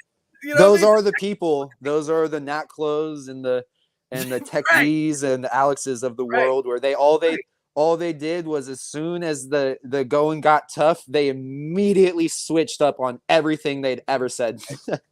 Right. Or in Tech D's case, they sucked a dick and left the internet. But either way. Jesus Christ, bro. Yeah,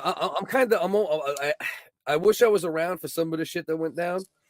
I think it's better that you weren't, bro, because you're one of the only ones bringing in new life and like energy. Right. Yeah, that's what I'm saying, bro. Like, I'm glad I think we came around the same time that there was also a slight culture shift, or you recognize there needed to be a culture shift, right? That was good. Yeah, it was good. You guys came in like before With Apologies ended and stuff like that, so we could kind of just pretty much like fucking hell week you into figuring out how everything worked. Right. That was like yeah. That was like training wheels for you know what I mean? But you know what Discord boot camp. I was good. The only thing that prepped me for y'all, like if I didn't like, so I got on the internet probably like 14, 15, a little later than like, you know, but it came to the point where motherfuckers like, you have to, bro, with all the shit you create. And if you want to get shit out there that without being out and about as much, you got to. So, Facebook hip hop groups, right? A lot of battles in them shits, whether it was fucking on beat, song for song battles, And when I first went into that shit, I got caught into like the SoundCloud music group that had like, you know, probably like 50,000 people, 75,000 people. And it was serious. Bro, it was serious, bro. Bro, we had engagement, bro. You know what I mean? Like, but it was a similar situation, right? I walked into it and there was already like these like 10, 12 dudes, right? Some of them were rappers, some of them were groupies. You know what I mean? It was like, but they all kind of know each other, and you don't really know who knows who or what the deal is, but you can tell they all have rapport. Right. And it was the same shit. It was like, you know, 5 at a time, and then like 5 never said shit, and then 2, you know what I mean? But it's like, but it was that type of shit. So it's like, and I seen like how there was like, okay, like this internet shit, like motherfuckers just cross lines, right? So it's like, all right, so I got to learn how to adjust to that, so I don't literally go to somebody's city, you know what I mean? Or like look for them or be in my house breaking fucking shit, you know what I mean? So that was like my first, like, okay. And then like, so that prepped me for y'all a little bit, you know what I mean? Thank God. So I wasn't just like straight fucking, you know, angry hippo, you know what I mean? You didn't kill Jings. Right. Well, like really, you know, but no, 100%, bro. It's like the thing with me is like, you know me, bro. I'm a bug out. So like, if you fuck with me, like I'm gonna have fun with it, you know. Like Dust basically threw me to the wolves. Dust like introduced me to the whole situation, and Dust don't fuck with all that shit. So he's like, all right, bro, go ahead, you know. Yeah. Fuck it. You know what I mean? But it all worked out. You know, I ended up with fucking bunch of good brothers out of it. You know what I mean? And there is definitely like a happening, you know what I mean? Whatever the fuck this corner of the internet is, like there's stuff happening over here, and I think it is good to like get an audience from here. But then Like what I would love to see the WHiggas do is just spread their wings and excel past this into another community and take some of our people with them, because I'm telling you, it's just we're stuck. We're stuck in this weird fucking infinite loop right now of degeneracy, and it just there's too many. There's too much. There's too many people that fucking have other people's fucking asshole pictures, and nobody can make a move. It's like fucking the worst game of Risk I ever played. Bro, yeah, bro. What I'm trying to do is take all the MVPs and then mix them with people I already fuck with, and then meet new people that I vet properly. You know what I mean? And then it'll just be, you know, there'll always be fucking, you know, some negativity or some gossip or some fucktards, like we said, a fucktard. But I don't even care too much about that. You know, it's where people are like, oh, remember that time I fucking donated you $60 on PayPal? Well, now that I don't like you, I'm going back and checking that receipt so I can get your fucking social security number. It's like, Jesus Christ, you just call me a faggot or something. Right. Why has it gone this far? It's outrageous, bro. I don't remember doing that to you guys. Fuck. I just fucking made fun of your voice or something like that. I knew early, Bell. I knew early. And even when me and Ian were like, we were going at it, but like still inboxing a little bit, you know what I mean? Like when we were like, you know what I mean? Like we're like feeling each other out. Like, where's this gonna go? I remember him said anything. He said anything below us, like we're the cutoff. Yeah, we really, I really feel that way too. It's true. No, it proved to be so accurate, bro. It's like anything, you know what I mean?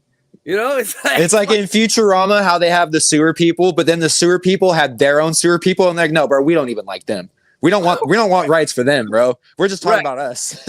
Right. Like we're talking about regular sewer people. Right. Exactly. You know, and I believe that to be totally true overall. You know, but even in like the messiest communities, there's always one or two though, right? Even in the most scumbag ones. So it's like, it's just, you know, you just gotta navigate, bro. You know what I mean? Like the thing is, like I came into this universe through a different pathway, right? So it's like I didn't get, you know, caught up. You literally helped to create a lot of it, or secondhand, you know, there's not a lot of space in between. You know what I mean? Like you're like towards the beginning of this whole, like with Kyle and this and that and all this other shit. So it's like you just had no choice but to wade through it in a different way. Where I came in from bird's eye view and I was able to go, okay, this is a fucking, look at this, look at this, look at that, look at them, look at this one. And actually, I'm glad you said that, Focus, because I'm not going to say names, but there's a few people that I can remember that made like hardcore stances on whether or not they were on Team WHiggas when you and Jings first started going at it in the Discord. And like people were willing to die on that hill. Like it's either Jings or it's either Focus or I'm out. I'm leaving. Like several people made those declarations. And you know what's crazy? You and Jings are both still around. None of the people that pick teams are. Ain't that funny? Wow. Isn't that crazy? Isn't it something? Isn't it something that all the people that made a big deal about it are not around anymore, because now there's no more of a big deal because you guys got over it. Right. And either way, it's so like they scrammed. Right. Yeah. And either way, it doesn't have to be like that anyway. Right. It's like, even if I agree. You know, like I don't get, like if me and Jings were fucking mortal enemies, best friends or something in between, it's like I've always been the type of dude. Like I said, bro, in real human life, I know people, if they see each other next week, they will shoot at each other if they both have guns. Yeah. Right. And you know both. I'm friends with both, you know? Yeah. And you know, and that's just what it is. So it's like either way, but that's the cornball shit, right? That's like the shit you talk about, teams and all that natural human shit. You know, it's like, you know, and it's like people, even with like other shows and stuff like that. I don't ever remember like watching like Nightwave or you know, Pod Awful and being like everyone try to fuck with them. Everyone email them and go to their website and try to get their phone number for their job. It's like I've never even thought to do that stuff. Ever. Me and Ian just keep making new burner accounts to show them our cartoons. Like we have the one strategy we stick to. Right.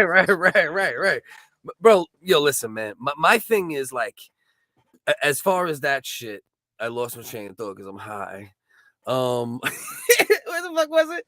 It was Where we go? Where we go? It fuck. Now I lost it too. It was it was about Ian. It was about strategy. It was about, oh my god, bro. I lost it all.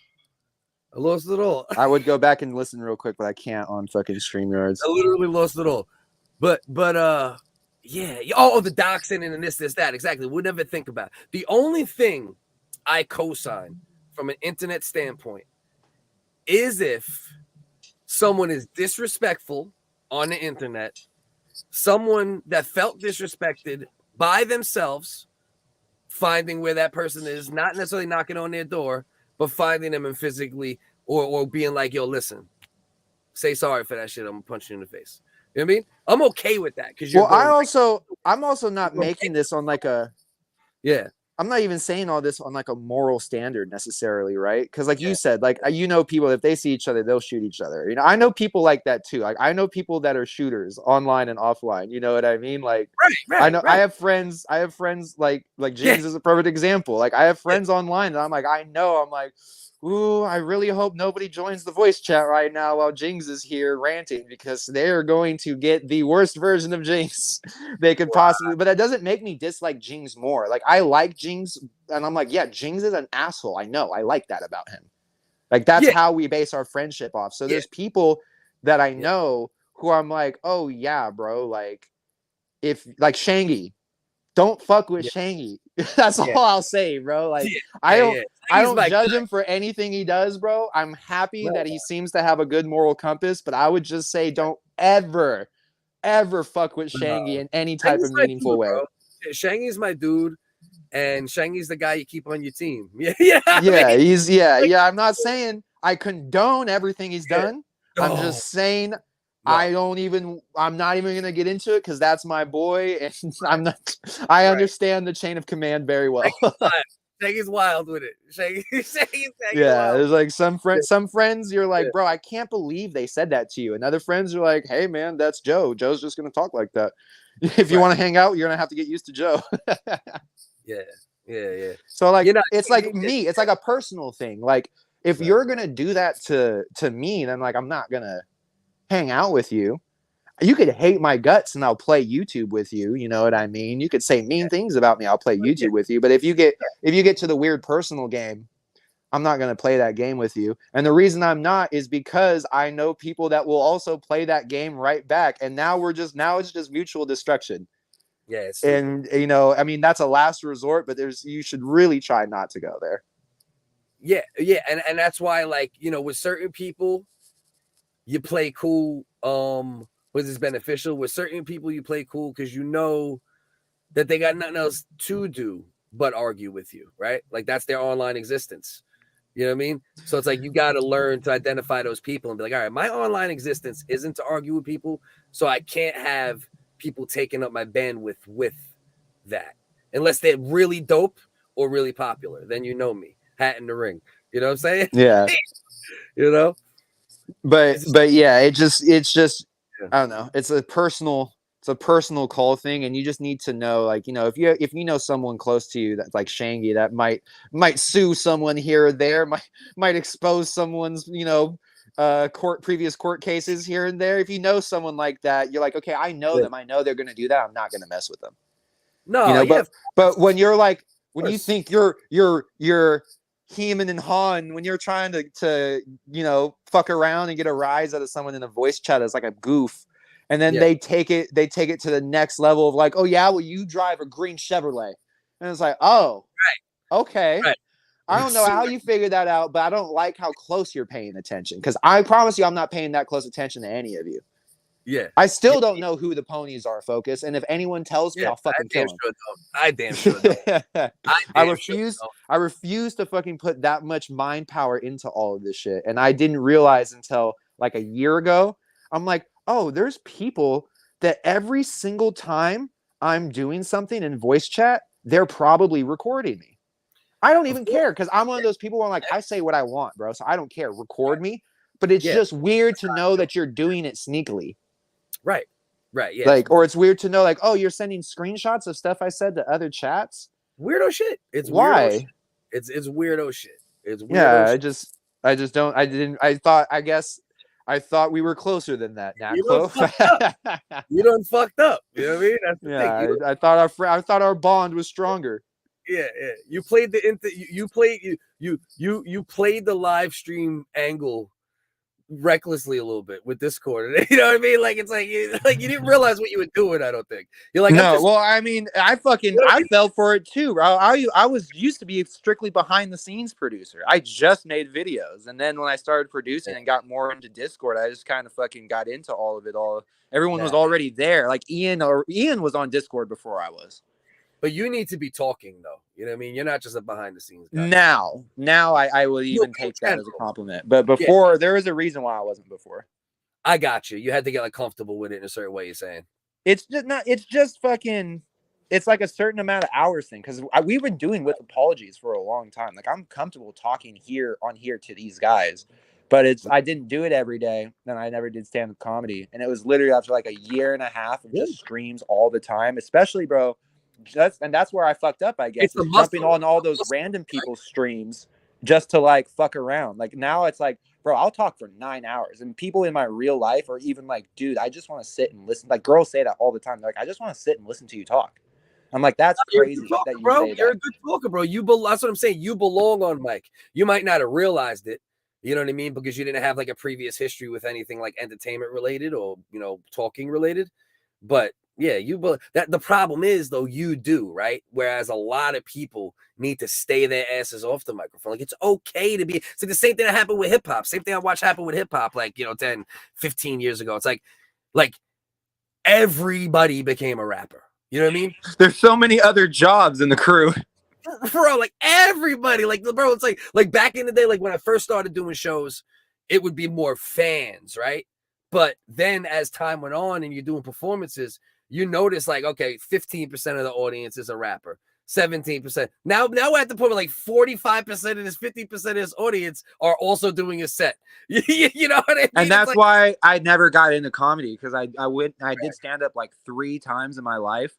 And I was like, oh, by the third one, I was like, oh, so these are literally just other open micers waiting to get up and talk. And when they're not on stage, they're all smoking cigarettes in front, comparing each other's composite notebooks, talking about the craft. Like, I don't want to do this, bro. Maybe if I was here with Ian and like 6 other people that I liked, I could come out here and do this every night, but I can't come out here and be friends with these fucking weird. So I understand actually Ian to that degree because I just quit right off the bat. Yeah, that's the only thing, right? Like out of like an open mic audience or like a group of people, like there'll only be a few that are probably like our kind of guys, right? Even with the fluctuations in our different personalities, like there's only like a small percentage, like a lot of just being a open micer or a comic's not enough. Yeah, especially nowadays. You gotta be a certain type of person for me to like rock with, like it's that's the thing, bro. Like I just wish, man, it would just if money, bro. That's the thing, right? Like it just takes money, man. Get a certain amount of money and all the talent and all the different cities that the talent is in. You know what I mean, bro? It's crazy, bro. Like, bro, the amount of talented people I know between hip hop and comedy and this and that, bro. I said if I ever won the lottery, the first thing I would do is I would buy nice camera equipment and I would just go around America and I would just make documentaries about all the people I've met on YouTube. That's dope. And I would just do that for 2 years and just stack footage and then release it all after I was done.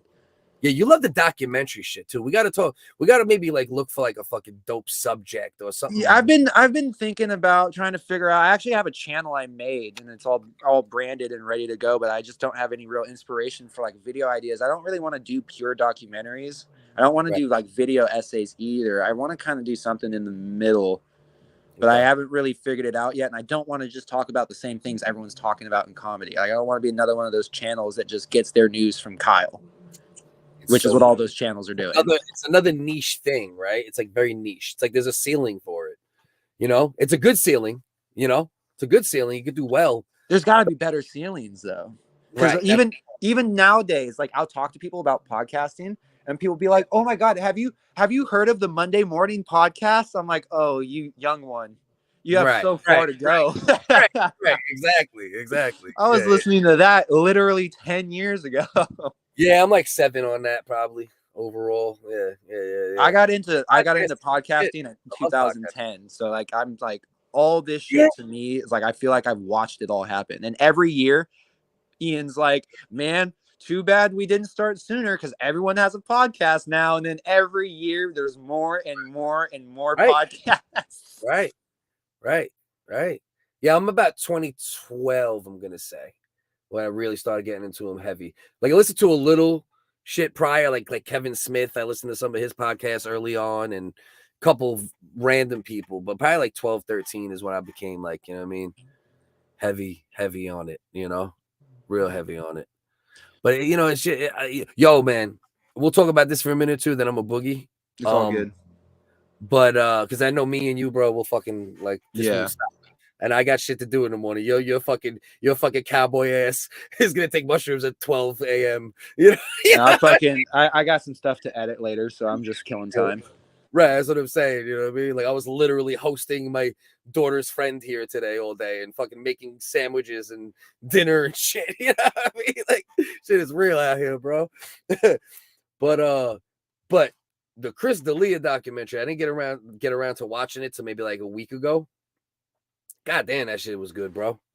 Yeah, really well made. And then I mean, it just and new shit again. And it had new shit. It had exclusive shit, right? It wasn't just like the same shit either. Like he like that motherfucker went out and did like footwork, like he was, you know, looking into aliens and shit. You know what I mean? I don't know, man. This whole thing, like, it's such a strange. I don't want to call it a gray area because I don't think it's a gray area, but legally it is. Like this whole weird thing where it's like, well, when I DM'd her, she was 16, but that was legal in the state she was in. Or it's like, well, we didn't meet up till she was 17, 18. And it's like, bro, I don't want to be that guy that's like, you can't sleep with your fans. But maybe if your fans are under 18, you can't sleep with your fans. maybe that should be like a across the board rule. Like, I don't care if it's legal or not. You can't sleep with someone who knows you as a celebrity who's under 18. Or you can't even talk. You shouldn't even engage with them on like any level.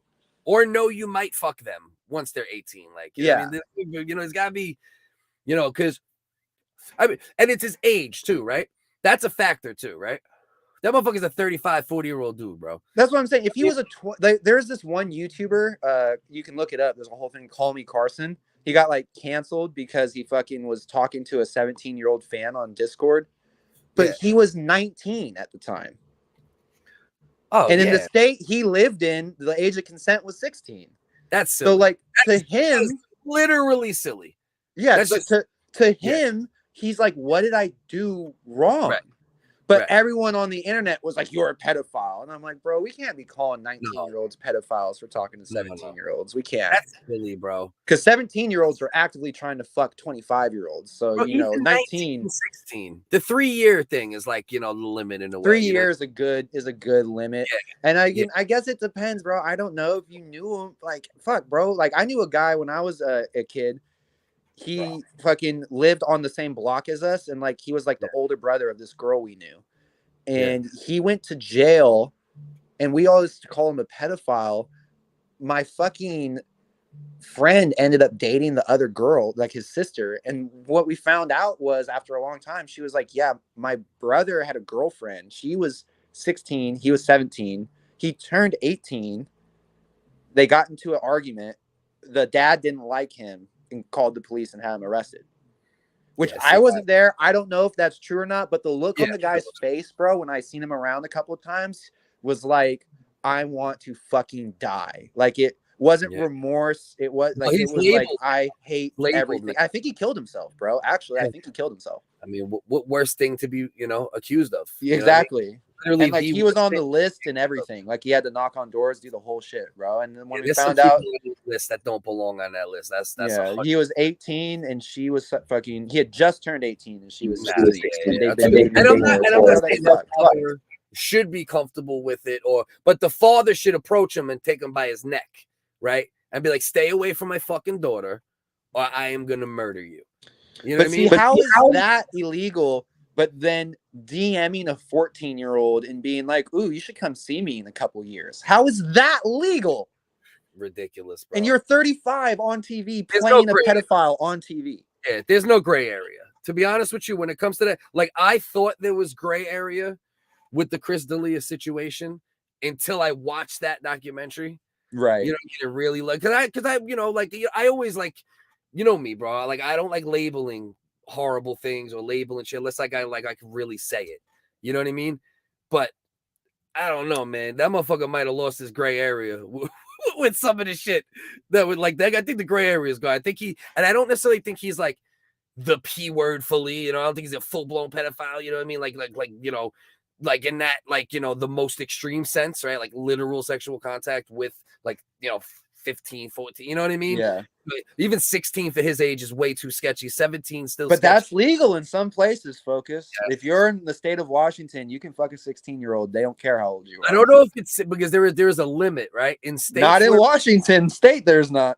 No, you sure it's not 16 up to 7 years? Because that's bro, I swear, bro. Because I almost got they had to talk to me because I was getting mad at dudes I worked with at the mall. I was like, bro, if I see you talk to another fucking kid in high school, I'm gonna flip out. And my manager was like, you can't do that, Belland. Gross, they're like, bro, we're gonna have to like send you home if you keep causing problems, like because they're not breaking the rules.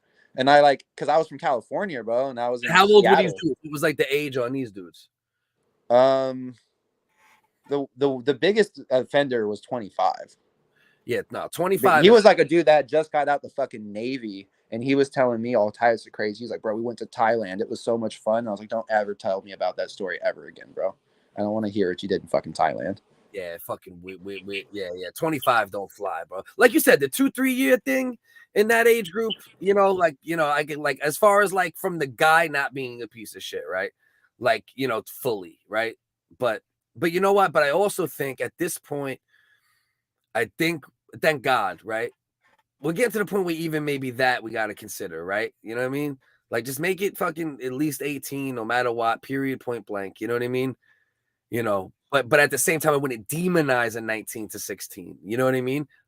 You know, that's what I'm saying, though. It's such a weird, especially like I said, the 18 thing sucks because like when I was a month older than my girlfriend in high school, so I turned 18 like 25 days before she did. But that according to the law would not have been silly. You know what I mean?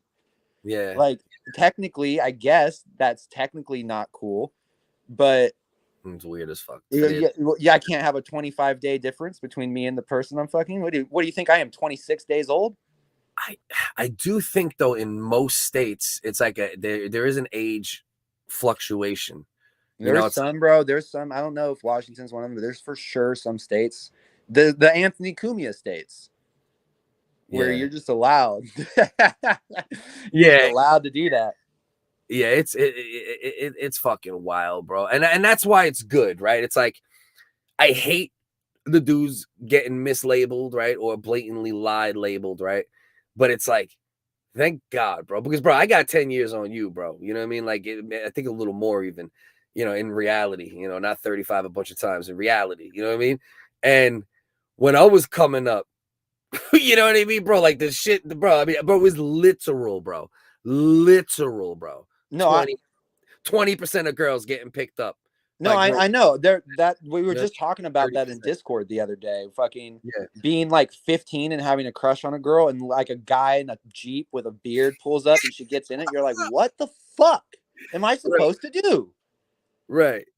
So you gotta, you know, you gotta, you know, what would they say? You gotta crack a few eggs to make an omelet. So it sucks, right?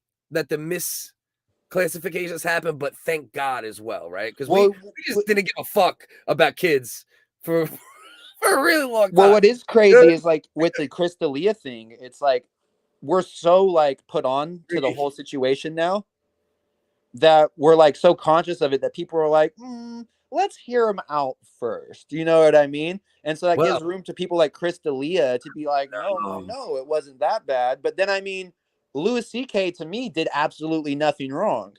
No, he didn't.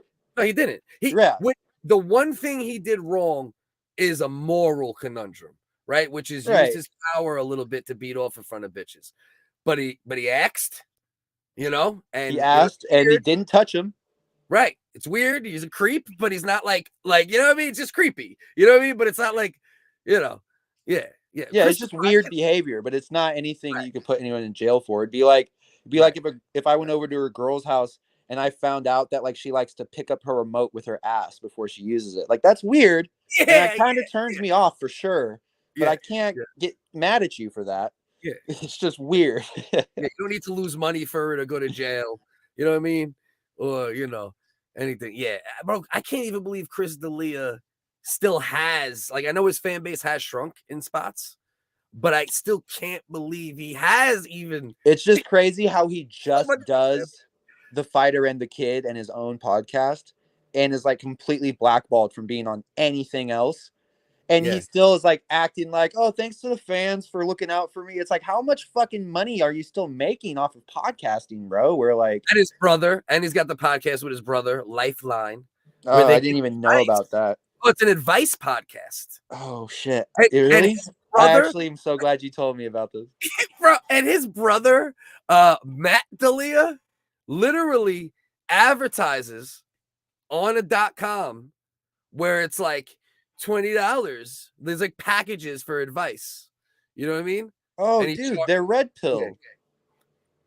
Oh, bro, I'm gonna start writing advice. I need advice from the Lifeline. I'm gonna start sending them letters every week. This is what I was thinking, bro. Right? There's one price on there where it's like $60 or $100, and it's like a live one-on-one or something. I think we should maybe everyone could throw in a couple dollars together, right? And we do one, and then we write crazy shit to ask. Crazy shit to ask. That would be good. That would be really good. And then screen cap that shit. Screen record it. Right. And then fucking so look into it, and then like we look into these two. Yeah, I'm gonna look up the podcast and see what it's looking like. I didn't know they did an advice show. Bro, Chris D'Elia puts out shit and gets fucking tens and thousands of views still constantly, 50,000, 100,000. I'm like, it's crazy, bro. You know, and I'm not saying that he should necessarily be put under the jail either, right? But he should suffer consequences, and he definitely should have a much smaller audience. It shows the world. Like, you know what I mean? I just hope if anyone claimed that he was grooming them underage, I hope that they actually follow through with investigating that and reporting it, because I don't want to just believe that forever and have nothing come of it, because I'm gonna feel like an idiot when in 40 years he's got the biggest fucking stand-up special on the planet. You know what I mean? And I'm like, oh, well, I still am curious if he's a pedophile. But it's like, so if you really are going to say that about someone, please follow through with it so we can figure out once and for all if he is or not, so that I can continue to take girls' claims seriously and not have to write them off as some horse shit. I agree. I mean, you know, the problem is in those situations for females, that's a rough, you know, it's like a hard situation. You know, a lot of them don't really want to go public, and if you're going to go full lawsuit and this that, you're not a minor anymore, so you have to go public, you know, and some of them are horse shit. That's the problem, right? And that's the thing too, like I don't want it to be a situation where it's like, oh, I embellished and made it sound worse than it was. No, I want it to be like, oh, there's things I didn't even tell you about because I still kind of love him and I didn't want to get him in trouble, but really it's way crazier than I'm even telling you it is. Like, that's the story I need to hear. I don't want to hear like, okay, well, it was my idea to get the tattoo, and I'm like, okay, well, then I can't believe. Then what do we believe in now? What are we gonna do? Right, until he actually makes you all like do some, you know, Applegate type shit, a correction. Right. You know what I mean? You know, it's like he's not really until he makes you kiss Lane Maxwell. Right. Or some, you know, so it's like, no, I hear you. I just, like I said, I don't think you should, like, you know, like from what I've seen, nothing's like put under the jail shit, but like it's definitely something that there's probably plenty of things that could be legally brought up against them. And more than anything, bro, like don't support him the same way. You know what I mean? Like even if he can't be tried, you should at least have enough of a fucking soul and karmatic thought process or fucking morals to be like, all right, I'm not gonna like really support this guy the same way. Well, he's also admitted, like, he hasn't admitted to like being a groomer, but like he's pretty much admitted several times. He's like, yeah, I fucked up. I went to therapy. I got kicked off of all my podcasts. Like, he's not like defending himself. Like, bro, I didn't do that. Like, yeah, if he was innocent, I would hope he would be actively like, bro, I did not do that. They're fucking crazy. They're lying. Like, I would at least accept that for now to be like, all right, let's see what comes out. But if you're like going to put your head in shame as soon as they say something about you, then I got to assume it's true.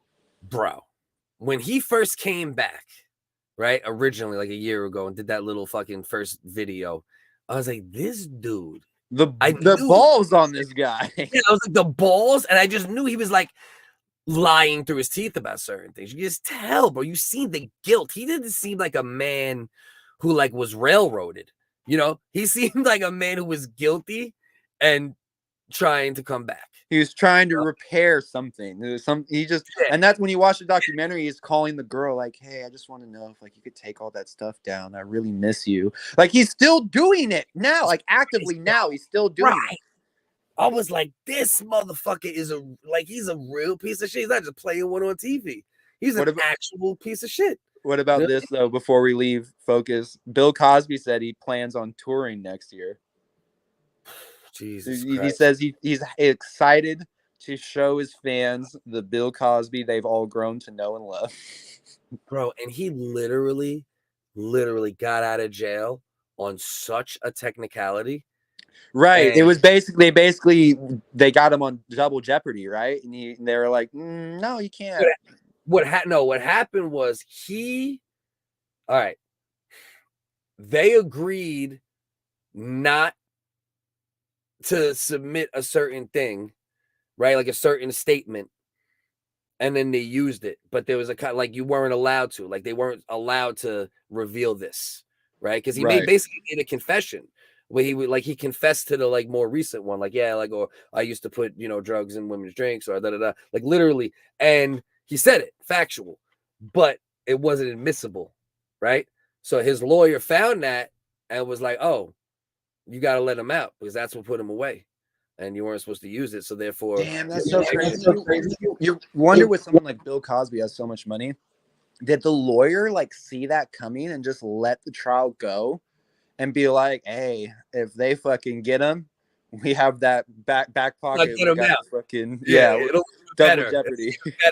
It'll look even better. Yeah, no, yeah. Well, I think somebody else took over. I think it's the same dude that might have got Casey Anthony off or somebody along those lines. And then he took over and then found that shit, like in a deposition or something. You know what I mean? And so he didn't get out because he was proven like innocent. He got out because he said he was guilty, but they weren't allowed to show it. Right. You know? So he's admitted he's guilty, which is pretty much, yeah. He's not allowed to go to jail for it. 60, he didn't admit he's a guilty. But if you drug one bitch and put your fingers in her, I think that's enough. You know what I mean? Under what circumstance is what I say not admissible in court? How can I say things and have them not be admissible? I want to do that all the time. They make a deal with you. They literally made a deal with him. Like, we'll make a deal with you. You know what I mean? You admit this, we'll get this taken care of or something like that. And he said it, and it was literally just not. They weren't allowed to use it because of some deal they made with him. You know what I mean? They broke like a deal. Like, just admit it. But listen.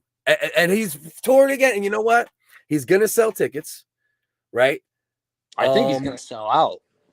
Most likely he is, because there's gonna be some people gonna go just for the science experiment of it, and then there's gonna be, like I said, like I know a lot about, I know like a certain sector of my black peoples that will like celebrating that shit, like Martin Luther King rose from the dead. You know what I mean? Just because it's a black man that got off, and like I understand that happens sometimes. I get it, why, but there's certain people that's Bill Cosby. They don't give a fuck. This is some old with apologies lore for you, Focus. Yeah. Back in like 2013, when Bill Cosby was first getting tried, I think the last ever stand-up show he did was in Toronto. Yeah. And the original host of With Apologies, CEO, went to Bill Cosby's last stand-up special. When he came out, the local Toronto news was like filming a story about the rapes and stuff like that. And they interviewed CEO. And CEO was like, he's never been funnier. Absolutely top of his game. I didn't see one woman get raped while I was in there. And they like had to pan the camera off of him. They were like, okay. Hilarious. And now I can only pray that Bill Cosby coming back his first show in Canada, maybe that'll bring out CEO. And he's there. And he gets he's there on the news, not talking to us, but we see him again on the news. Yeah. That's what I mean. Yeah. Then he gets on the internet, and he's still around. Yeah, at least he's alive. All right. Yeah. But it's crazy though, bro. It's crazy. Like Bill. Listen, bro. It was a dirty secret in Hollywood for a long time, and listen, if 60-something bitches come out, like even if 5% are telling the truth, it's enough. Right. You still drugged and raped 3 girls. Right. It's enough, bro. Like, you know what I mean? Like, there's certain shit that there's just no, like, you do it once, there's no coming back. You rape a woman, you do something to a kid, there's no rehabilitation. Well, and especially where there's no like, oh, we went on a date and we were both drunk and she says this. No, he's like, I did used to put roofies in girls' drinks. It was like my thing. Right. And it's wild, bro. But listen, they used to call him Pill Cosby. Such a bad joke. Oh yeah. That's of course. That's probably like the first joke. You know what I mean? Like, you know what I mean? Like the minute it came out, that was like the first joke. Yeah, that's like the fucking Bruce Jenner Woman of the Year joke. Right. Or like the Bill Gates Microsoft, you know what I mean? I'm like, my dick's like fucking Bill Gates Micro. That's so old. I've actually never heard anyone say that before. Right. It's like the stupidest shit. You know what I mean? But yeah, all right. So let me boogie. Yeah, I'll let you wrap this up, Focus. I know it's late. If you want to tap in tomorrow, I have 2 ideas. Yes, definitely one skit idea I want to go over with you. Yes, we will tap in tomorrow. What I also probably will do along with that is I think I'm going to create also separate rooms, right? So it'll be a room just for me and you to chop certain shit up. I would say just don't go balls deep and make 10 rooms. I would say start just small and make them as needed. You know what I mean? And okay. It'll kind of take shape. Yeah, because we can just talk in the inbox, really. Like, it's not like we need a room. Right. That's what I'm saying. If it's just a room for me and you, but I understand for storing stuff. So we'll figure it out. We'll figure it out. But much love. Right. Take it easy with this next Wednesday. Yes, sir. Appreciate everybody. I still see 3 people in here. Whoever that may be, I appreciate you. Whoever hung out the whole time, some of the time. We appreciate everybody. Be back next week, hopefully at the usual time. Follow everywhere else. Buy a WHigga coffee if you feel so inclined one day. Love you. Appreciate you. And always remember. Don't be a cunt. Don't be a cunt. Hey, don't be a cunt.